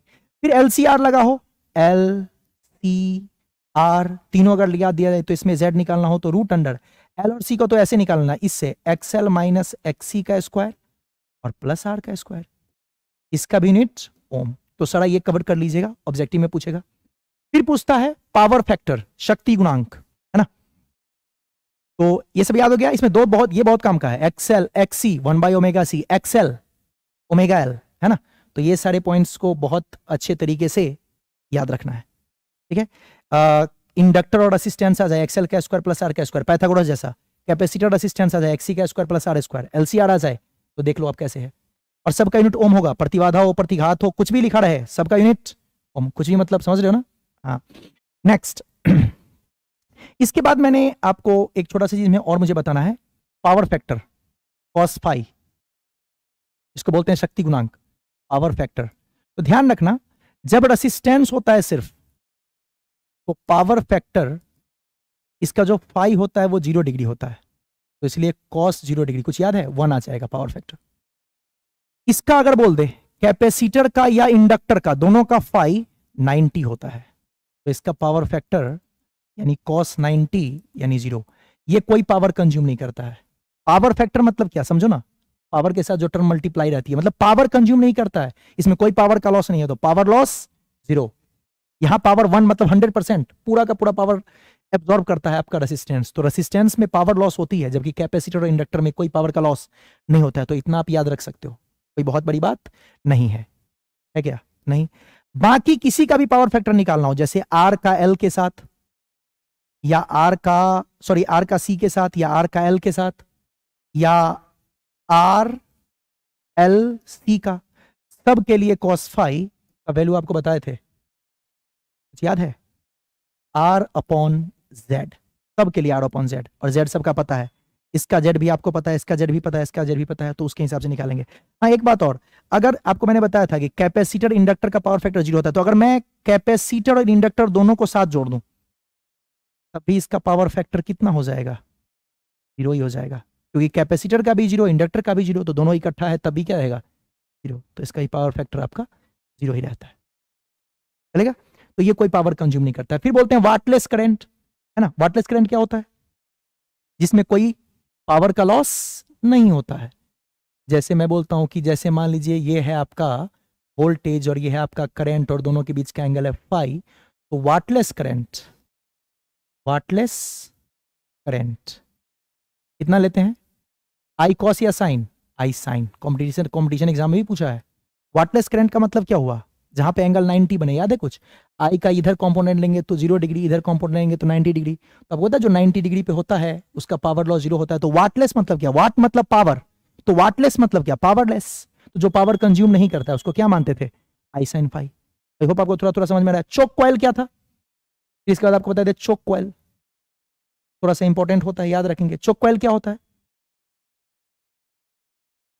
फर्स्ट टाइम मैं ना स्मार्ट बोर्ड यूज कर रहा हूं, थोड़ी सी प्रॉब्लम आ रही है। खैर, चोक कॉइल क्या होता है, चोक कॉइल होता है एक ऐसा इंडक्टिव सर्किट, एक ऐसा इंडक्टिव सर्किट, आपने देखा होगा चौक या ट्यूबलाइट में लगे होते हैं, ये ट्यूबलाइट है, मान लो इसका रेसिस्टेंस आर और ये तो आपका एक्सएल है। ऐसा इंडक्टिव सर्किट जो सर्किट में क्या करता है, करंट को कंट्रोल करता है। तो हम लोग लगाते हैं यहाँ पे इंडक्टर, किसी सर्किट के करंट को कंट्रोल करने के लिए। इंडक्टर क्यों लगाते हैं, क्योंकि इसका पावर फैक्टर 0 है, तो ये पावर का लॉस होने नहीं देता है, ये खुद पावर का लॉस नहीं करता है। सारा पावर किसको मिलता है, आपकी ट्यूबलाइट को, जिसका रेजिस्टेंस R है। तो ऐसा इंडक्टिव सर्किट जो करंट को कंट्रोल करता है, that is called chalk coil, याद रहेगा। तो वैसी इंडक्टिव सर्किट जो करंट को कंट्रोल करेगा वो आपका चॉक कॉइल है। वाटलेस करंट, जिसमें कोई जो करंट किसी भी सर्किट में कोई पावर कंजम्पशन नहीं करेगा, उसको आई साइन फाई कहते हैं। इतना बेसिक चीज आपको याद रहेगी तो ऑलमोस्ट डन है ये भी, तो कोई बड़ी बात नहीं है। इसके बाद नेक्स्ट मैं आपको थोड़ा सा ऑप्टिक्स में बता देता हूं, क्या कहते हो। ऑप्टिक्स में 2-3 चीज बहुत इंपॉर्टेंट है, तो वो आप थोड़ा सा करके जाइएगा। एक लेंस मेकर फॉर्मूला देखना आप, एक लेंस मेकर फॉर्मूला आपको देखना है। एक स्फेरिकल रिफ्रैक्शन, स्फेरिकल रिफ्रैक्शन भी देख लीजिएगा, है ना। ऐसे तो बहुत सारा चीज है, तो सारा कवर भी नहीं हो पाएगा, बट मैं आपको कम से कम उतना बताता हूं जो कम से कम करके जाना है। हाइजेंस प्रिंसिपल, ये इसका अगला पार्ट आता है, हाइजेंस प्रिंसिपल। तो हाइजेंस प्रिंसिपल भी आपको देखना है। इसी में स्नेल्स लॉ आ जाएगा, स्नेल्स लॉ को भी आप एक बार देख लीजिएगा, है ना। ये इंपॉर्टेंट में आते हैं लॉन्ग टर्म में, लॉन्ग टाइप के क्वेश्चन में पूछा जाता है। और फिर इसके अलावा इसमें आपको एक माइक्रोस्कोप कर लेना है। मैं सबको थोड़ा सा ब्रीफली आपको आइडिया देता हूं, है ना। सबसे पहले मैं स्फेरिकल रिफ्रैक्शन शुरू करता हूं, फिर लेंस मेकर फॉर्मूला, हाइजेन को भी प्रूव कर दूंगा, माइक्रोस्कोप का भी, है ना। तो इतना हम कर लेंगे। मॉडर्न फिजिक्स में बहुत छोटा छोटा चीज है, उसमें कुछ बहुत ज्यादा बड़ा नहीं है। उसमें आप सेमी कंडक्टर से सिर्फ थोड़ा सा पढ़ लीजिएगा, तो मैं फटाफट इसको डिस्क्राइब कर देता हूँ। चलो, सबसे पहले हम स्टार्ट कर लेते हैं स्फेरिकल रिफ्रैक्शन। कुछ आपको याद हो तो स्फेरिकल रिफ्रैक्शन मैंने ऐसे कुछ लिया था, एक ऑब्जेक्ट को रख लेंगे, यहां से लाइट रे फॉल कराएंगे, इधर उसका सेंटर होगा, कुछ ऐसे एक नॉर्मल ड्रॉ किया था हमने, इसका इमेज कुछ यहां बनाए थे। ये इमेज, ये ऑब्जेक्ट, इसको माना था अल्फा, इसको माना था बीटा, और इसको माना था गामा। इसको मैं मान लेता हूं ए, इसको मैं मान लेता हूं बी। तो ऐसे आपका रेज पास कर रहा है। फिर मैंने कहा था कि इसमें आप ट्रायंगल देखो, अगर ट्रायंगल को देखें तो अगर मैं ट्रायंगल कौन कौन सा लूं, ओ, बी और सी, चलेगा। ये वाला आपको पता है एंगल ऑफ इंसिडेंस आई और ये एंगल ऑफ रिफ्लेक्शन आर, ये तो आपको पता ही है। तो इसमें होता है ना internal angle is equal to the sum of internal angle is equal to the external angle. तो इंटरनल एंगल कौन है, अल्फा और बीटा। तो अल्फा और बीटा को अगर हम एड ऑन करें तो क्या वो आई के बराबर होगा, हाँ। फिर अगर मैं बोलता हूं इन ट्रायंगल ओबीसी, फिर अगर दूसरा लिखें इन ट्रायंगल, अगर हम आई बी सी देखें, आई बी सी में देख लो, आई बी सी में इंटरनल कौन है, R plus gamma equal to beta, इसका एक्सटर्नल बीटा है। देखो इसमें इंटरनल था अल्फा बीटा, तो आई के बराबर था, इसमें इंटरनल है आर और गामा जो कि बीटा के बराबर है। तो यहां से आर कितना हो जाएगा, बीटा माइनस गामा। ये इक्वेशन नंबर 2 और ये इक्वेशन नंबर 1। अब यहां पे स्नेल्स लॉ यूज कर लीजिए। क्या स्नेल्स लॉ सबको याद है, क्या था, sine I by sine R equal to mu two by mu one. इधर का हम लोग लेते थे म्यू वन और इधर का हम लोग कंसीडर करते हैं म्यू टू। तो ये बन जाएगा, आपको पता है एंगल जब बहुत छोटा होता है तो साइन आई को आई और साइन आर को आर लिख सकते हैं। तो ये बन जाएगा mu two by mu one. I का वैल्यू आप पुट कर दो अल्फा प्लस बीटा, आर का वैल्यू पुट कर दो बीटा माइनस गामा, और ये हो जाएगा mu two upon mu one. Cross multiply कर लीजिए, alpha mu two plus beta mu two बराबर, सॉरी ये म्यू वन है ना, alpha mu one plus beta mu one बराबर beta mu two minus gamma mu to, ठीक है। फिर अगर आप यहां पे कॉमन लेना चाहो तो देखो क्या बन जाएगा, alpha mu one plus gamma mu two बराबर mu two minus mu one, और कॉमन में कौन आ जाएगा, बीटा। तो यहां से अल्फा का वैल्यू निकाल लेंगे। अल्फा को अगर मैं 10 अल्फा लिख दूं हो जाएगा 10 alpha mu one plus 10 gamma mu two equal to 10 beta mu two minus mu one. यहां से अल्फा लेंगे तो अगर यहां से आप परपेंडिकुलर अपॉन बेस को यूज करो तो ये बन जाएगा ए बी अपॉन ए ओ। ए ओ को हम लोग बोलते हैं ऑब्जेक्ट डिस्टेंस यू, उस तरफ है माइनस साइन लेंगे, μ1 हो गया साथ में, प्लस गामा के लिए हमारा बन जाएगा ए बी सब में रहेगा, और ये हमारा इमेज है तो v हो जाएगा, पॉजिटिव साइड है ऐसे ही छोड़ देंगे, ये हो जाएगा μ2। 10 बीटा के लिए देखेंगे फिर से आ जाएगा ये ए बी अपॉन, ये हमारे पास बीटा के लिए ये डिस्टेंस हो जाएगा, सेंटर है ये हमारा, उसके लिए ये r, और ये हो जाएगा μ2 माइनस μ1। देखिए प्रूफ हो गया, सारा ए बी कैंसिल, तो ये बन जाएगा μ2 by V minus μ1 by U equal to μ2 minus μ1 by. ऐसे ही हमने प्रूफ किया था मिरर फॉर्मूला को भी, तो अगर आप मिरर फॉर्मूला को भी देखोगे तो इसके हेल्प से आप मिरर फॉर्मूला भी कर सकते हैं। बस यहां तक सेम था, ये कंडीशन नहीं लगानी है, वहां पे I equal to are use करना है। यहाँ पे स्नेल्स लॉ हमने लगाया है, वहां पे I equal to R law of reflection लगाएंगे, जैसे इक्वेट करेंगे आ जाएगा ये स्फेरिकल डिफ्रैक्शन के लिए। लेंस मेकर फॉर्मूला में इस फॉर्मूला को 2 बार आप इस्तेमाल करो, 2 इक्वेशन बनाते हैं, 2 बार इस सेम फॉर्मूला को लिख के एड ऑन करते हैं तो हमारा फोकस निकल जाता है। फोकस फाइंड करने का फॉर्मूला है जिसको हम लोग लेंस मेकर फॉर्मूला भी कहते हैं, है ना। तो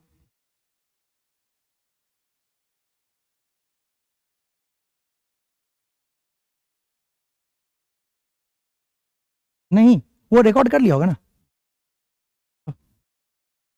चलिए इसके बाद देखिए 1-2 छोटा सा टॉपिक है और एक लेंस मेकर फॉर्मूला अपने को देखना है।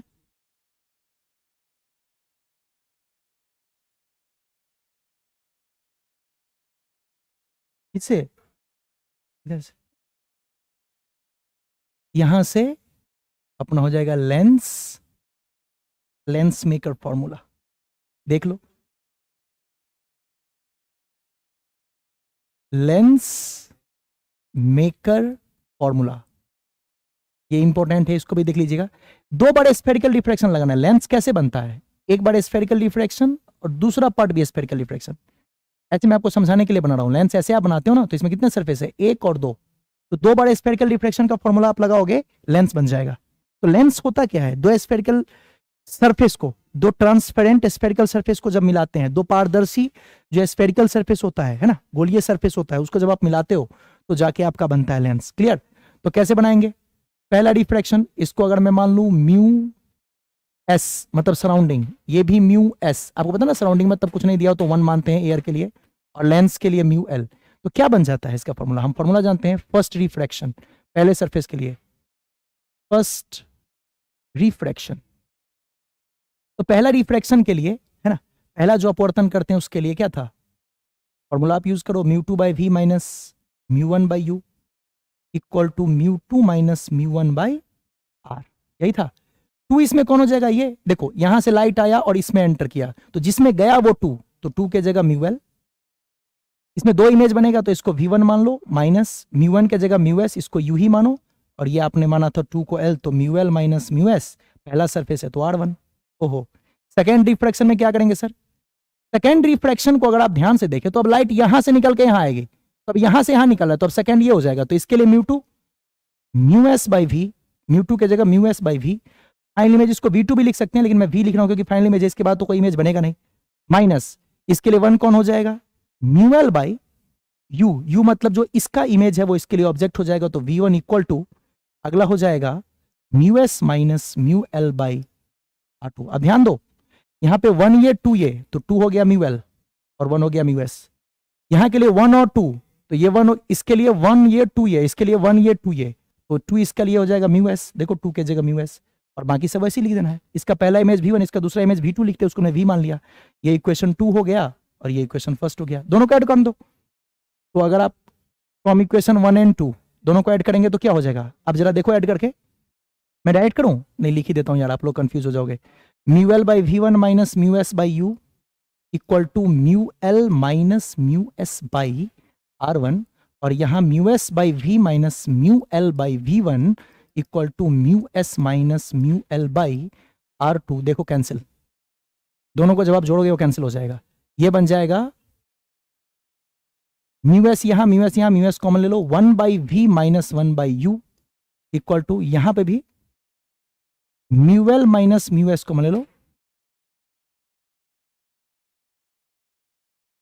और यहाँ पे हो जाएगा 1/r1, और देखो यहाँ mu S minus mu L था, माइनस कॉमन लेंगे तो -1/r2 होगा। यहाँ से फॉर्मूला क्या बन गया देखो, इससे आगे नीचे आते हैं, 1/v minus 1/u equal to, इससे डिवाइड कर दो, mu L by mu S minus 1/r1 minus 1/, और आपको पता है लेंस फॉर्मूला होता है 1/v minus 1/u equal to 1/f। यहाँ से प्रूफ हो गया क्या, यहाँ से प्रूफ हो गया 1/f equal to mu L by mu S minus 1 into 1/r1 minus 1/r2। Mu S का वैल्यू क्या बोले थे 1 लेने के लिए, तो कई बार किताब में जब 1 रहे, एस मतलब एटमॉस्फेयर, एल मतलब लेंस, तो जब नहीं दिया रहे तो इसको म्यू माइनस 1 भी किताब में लिखा रहता है, तो आप कंफ्यूज मत होना इस सबसे, ठीक है ना। और एक और चीज बता दूं, यहाँ पे कई बार म्यू के जगह पे वो लोग एन भी यूज करते, तो आप कंफ्यूज मत होना, एक ही चीज है, रिफ्रैक्टिव इंडेक्स को हम एन भी ले सकते हैं, ठीक है। इसके बाद एक लास्ट टॉपिक मुझे बताना है, तो वही मैं आपको एक्सप्लेन कर ही देता हूं, है ना। हाइजेंस प्रिंसिपल बहुत इंपॉर्टेंट है। तो हाइजेंस प्रिंसिपल में आपके सारे पॉइंट्स में एक बार डिस्क्राइब कर दूंगा, और फिर यहाँ पे स्नेल्स लॉ को प्रूव कर देता हूँ, स्नेल्स लॉ, है ना। फिर थोड़ा सा पोलराइड बता दूंगा आपको, ठीक है। चलिए, हाइजेंस प्रिंसिपल क्या था पहले वो सुन लो आप, ये आपका लिखा हुआ एक बार सुन लो। हाइजेंस प्रिंसिपल क्या था, हाइजेंस प्रिंसिपल था कि पहला पॉइंट, मान लीजिए लाइट का सोर्स है, ठीक है भाई, तो यहां से हर डायरेक्शन में लाइट निकला, ओके। तो मान लीजिए कुछ डिस्टेंस पर, चारों तरफ का डिस्टेंस सेम होगा, एक लाइट है, अब ऐसे समझो हर तरफ लाइट निकल रही है, तो आप मुझे बताओ, अगर मैं डिस्टेंस आर मानूं तो ये भी आर, ये भी आर, ये भी आर, यस और नो। उन्होंने क्या कहा था, उन्होंने कहा था कि एक ऐसा सरफेस जिसके हर पॉइंट पर अगर डिस्टेंस सेम है तो फेज भी सेम होगा, ये याद रखो आप, डिस्टेंस सेम है तो क्या सेम होगा, फेज, फेज मतलब कला, फेज मतलब कला, तो इस पॉइंट पे हर जगह कला सेम होगा, इसका कला, जैसे देखो मैं आपको, देखो इसका कला, इसका कला, इसका कला सेम। अगर मैं दूसरा ले लूं सरफेस, तो इसका कला, इसका कला, इसका कला सेम होगा, ये तीनों का सेम होगा एक जैसा, इन तीनों का सेम होगा एक जैसा। तो वैसा सरफेस जिस पर फेज सेम होता है, यानी कला सेम होता है, वैसा सरफेस जिस पे फेज सेम होता है, कला सेम होता है, उसको हम लोग बोलते हैं क्या, वेव फ्रंट, वेव फ्रंट। तो कोई आपसे पूछेगा वेव फ्रंट क्या होता है, तो वेव फ्रंट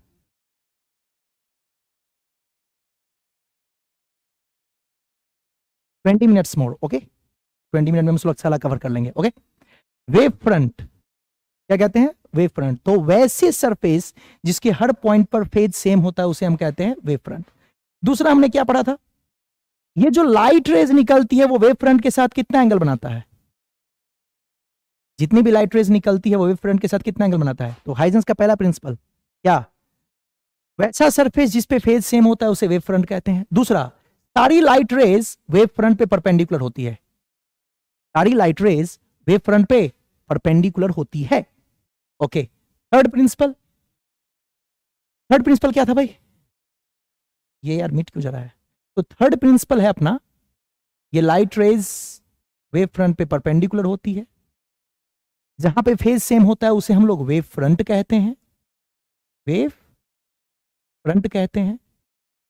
एक वेव से, एक वेव फ्रंट से, मान लीजिए ये आपका पहला वेव फ्रंट, ये पहला वेव फ्रंट और ये दूसरा वेव फ्रंट, तो एक वेव फ्रंट से दूसरे वेव फ्रंट तक किसी भी मीडियम में लाइट रे को चलने में टाइम सेम लगता है, समझ में आया, time taken by the light rays to travel from one wave front to other wave front in any medium remains same. किसी भी मीडियम में एक वेव फ्रंट से दूसरे वेव फ्रंट तक जाने में टाइम सेम लगता है। इसी प्रिंसिपल का इस्तेमाल करके स्नेल्स लॉ प्रूफ हुआ था। पहला, फेज सेम, उसको वेव फ्रंट कहेंगे। दूसरा, light rays perpendicular to the wave front.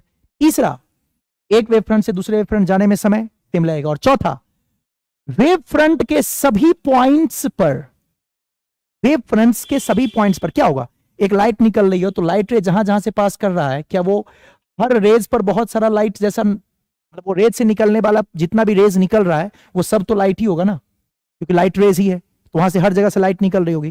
तो आपका जो नेक्स्ट पॉइंट कहता है कि वेव फ्रंट पे जितने भी पॉइंट्स होते हैं वो सेकेंडरी वेवलेट्स होते हैं। आप ऐसा समझ लो, यहां से लाइट मेन बल्ब लगा हुआ है तो ये प्राइमरी सोर्स है ना, प्राथमिक स्रोत, और इस सरफेस पे जितने भी पॉइंट्स बनेंगे वहां से भी लाइट आ रहा होगा, वो सेकेंडरी सोर्स, क्योंकि वो सोर्स तो है नहीं, तो उसका नाम रख दिया गया सेकेंडरी सोर्स। तो उन्होंने कहा कि वेव फ्रंट पर जितने भी पॉइंट्स बनेंगे वो सारा सेकेंडरी सोर्स होगा। चारों पॉइंट याद रखना है। तो उसे हम लोग बोलते हैं सेकेंडरी वेवलेट्स, द्वितीय तरंगार्घ। वेव फ्रंट आपका तरंगार्घ होता है, ठीक है। तो ध्यान रखिएगा, सिंपल सा कंसेप्ट था। स्नेल्स लॉ को मैं प्रूव करता हूं। स्नेल्स लॉ क्या था भाई? स्नेल्स लॉ को भी जरा प्रूव किया जाए। तो स्नेल्स लॉ एक छोटा सा पार्ट है, उसको कर ही लेते हैं प्रूफ। स्नेल्स लॉ में क्या था? हमें प्रूव करना था sine I by sine R equal to mu two by mu one. बहुत कम समय लगेगा, फटाफट प्रूव करता हूं। एक लाइट रे जैसे आया, ऐसे गुजर गया, ये उसका नॉर्मल लाइन। दूसरा भी सेम लाइट रेज लो, ऐसे क्रॉस करवा दो, यहां से आप बना दो वेव फ्रंट। तो एक वेव फ्रंट ये परपेंडिकुलर डाल दिया और एक वेव फ्रंट ये परपेंडिकुलर डाल दिया। तो ए मान लो, इसको बी मान लो, इसको सी मान लो और इसको डी मान लो। अच्छा है ना? अलग अलग कलर से लिख लेते हैं। यहां से लाइट रेज ऐसे आके ऐसे निकल रहा है, लाइट रेज ऐसे आके ऐसे निकल रहा है। इसको मान लेते हैं आई, ये भी आई पैरेलल लाइन है। इसको मान लेते हैं आर, ये भी आर। ये आई देखो हमारा, ये आई तो ये 90 माइनस आई, तो ये एंगल भी कितना हो जाएगा? आई। ऐसे ही ये आर तो ये 90 माइनस आर, तो ये एंगल कितना? ये आर। निकाल लो, चलेगा? अब लगा दीजिए। एक वेव फ्रंट ये है, तो अगर हम देखें ट्रायंगल एबीसी, एबीसी में देख लो क्या लगा दे भाई। अगर मैं लिखूं साइन आई, तो perpendicular BC upon hypotenuse AC, तो क्या यहां से मैं निकाल सकता हूं BC equal to AC into sine I, AC into sine I. ऐसे लिखूं ट्रायंगल एसीडी, ये बन जाएगा साइन आर, साइन आर के लिए हो जाएगा एडी अपॉन एसी। तो यहां से एडी कितना निकल जाएगा? AC into sine R. बहुत सिंपल है, छोटा सा कंसेप्ट अगर आप इस्तेमाल कर लोगे तो आ जाएगा। और आप लगा दो sine I by sine R, यही मुझे प्रूफ करना था। तो ये छोड़ो, आपको प्रूफ ये करना है कि दोनों में मैंने क्या बोला था कि एक वेव फ्रंट से दूसरे वेव फ्रंट का टाइम सेम। तो अगर मैं लिख दूं T1 इक्वल टू T2, और टाइम क्या होता है? Distance upon speed. तो डिस्टेंस हो गया BC, स्पीड हो गया V1। मान लीजिए यहाँ का मीडियम है म्यू1, तो इसका speed V1 equal to T2 के लिए देखेंगे तो AD और उसका स्पीड V2। यहाँ पे मीडियम है म्यू2, तो स्पीड हो गया V2। यहाँ से आप देखो क्या बन के आ जाएगा हमारा। BC का वैल्यू है AC sine I by V1 equal to, यहां पे है AD के लिए देखो AC sine R upon V2। AC AC cancel, तो यहां से आपका sine I by sine R equal to V1 by V2, और V1 बाई V2 क्या हो जाएगा? म्यू2 बाई म्यू1। प्रूफ हो गया। इसमें अगर आपको ये लॉ ऑफ रिफ्लेक्शन को प्रूफ किया, अगर लॉ ऑफ रिफ्लेक्शन कहे, मैं एक ट्रिक बता देता हूं, लॉ ऑफ रिफ्लेक्शन प्रूफ करने कहे तो आप एक ट्रिक और इस्तेमाल कर सकते हैं। याद है, रिफ्लेक्शन में दोनों मीडियम सेम होता है, तो रिफ्लेक्शन में म्यू1 इक्वल टू म्यू2 दोनों सेम रख दो। तो sine I by sine R equal to 1, क्या प्रूफ हो गया? Sine I equal to sine R. Trick देखो, आई इक्वल टू आर। आपको नहीं पूछा है तो आप ऐसे भी प्रूफ कर सकते हैं, लॉ ऑफ रिफ्लेक्शन कहे तो काम चल जाएगा। तो आप इस तरीके से प्रूफ कर सकते हैं स्नेल्स लॉ को। कुछ नहीं था, BC डिस्टेंस निकाल लिए, एक वेव फ्रंट का डिस्टेंस, AD डिस्टेंस निकाल लिए, दूसरे वेव फ्रंट का डिस्टेंस। और दोनों डिस्टेंस में क्या बताए थे? एक वेव फ्रंट से दूसरे वेव फ्रंट का क्या सेम होता है? हाइजन ने क्या कहा था? टाइम। टाइम होता है डिस्टेंस अपॉन स्पीड, ये भी डिस्टेंस अपॉन स्पीड, दोनों को डिवाइड करेंगे निकल जाएगा। तो इस तरीके से आप कवर कर सकते हैं सारा, तो कोई बहुत बड़ी चीज नहीं थी, है ना? जो भी मैक्सिमम इंपॉर्टेंट चीजें थी मैंने बता दिया। और थोड़ा सा मैं आपको एक लास्ट सेमीकंडक्टर डिस्क्राइब कर देता हूं, सेमीकंडक्टर डिस्क्राइब कर देता हूं। ज्यादा इसमें दिमाग मत लगाना आप, एक एन टाइप और पी टाइप में डिफरेंस पढ़ लेना। एन टाइप और पी टाइप आप जानते हो, एन में कौन ज्यादा? इलेक्ट्रॉन ज्यादा, इलेक्ट्रॉन मेजर बहुसंख्यक। पी में कौन ज्यादा? होल्स ज्यादा, तो ये होगा मेजर, मेजर मतलब बहुसंख्यक। इसमें होल माइनर, अल्पसंख्यक। और यहाँ पे इलेक्ट्रॉन अल्पसंख्यक यानी माइनर, है ना। और इसके बाद एक प्रोसेस पूछता है, बताइए डोपिंग क्या होता है। डोपिंग में आप जानते हो इम्प्यूरिटी मिक्स करने को डोपिंग कहते हैं। इम्प्यूरिटी मिक्सिंग प्रोसेस को क्या कहते हैं, तो हम लोग डोपिंग कहते हैं, आपको पता होगा, है ना। तो ये सब छोटे छोटे पॉइंट्स हैं, आप याद रख लीजिएगा। इसके बाद इसमें जो आपको थोड़ा सा काम का चीज़ है वो आप देख लोगे, रेक्टिफायर थोड़ा पढ़ के आना। रेक्टिफायर आप अच्छे से देख लीजिएगा। रेक्टिफायर पे क्वेश्चन पूछता है, दो टाइप का होता है ना, एक हाफ वेव, एक फुल वेव। तो इसमें बहुत सारे ऑब्जेक्टिव भी पूछ देते हैं, तो थोड़ा सा आप आइडिया रखिएगा half wave, rectifier, full wave का। हाफ वेव में एक डायोड लगाते हैं हम लोग, है ना। डायरेक्ट में ऐसे ही जोड़ देता हूँ, अदरवाइज आपको पूरा फिगर बनाना है तो आप यहाँ पे ट्रांसफार्मर का यूज़ कर सकते हैं। ट्रांसफार्मर के हेल्प से आप इसको बना सकते हैं। इनपुट है ये, और यहाँ से आप आउटपुट ले लेते हो, ये आउटपुट और ये अपना इनपुट। तो इसमें एक डायोड लगाया जाता है ना। उस टाइम के लिए पॉजिटिव और ये नेगेटिव, फिर अगले समय के लिए नेगेटिव पॉजिटिव, इसी में तो चेंज होती रहती है ना, तो साइकिल चेंज हो जाता है।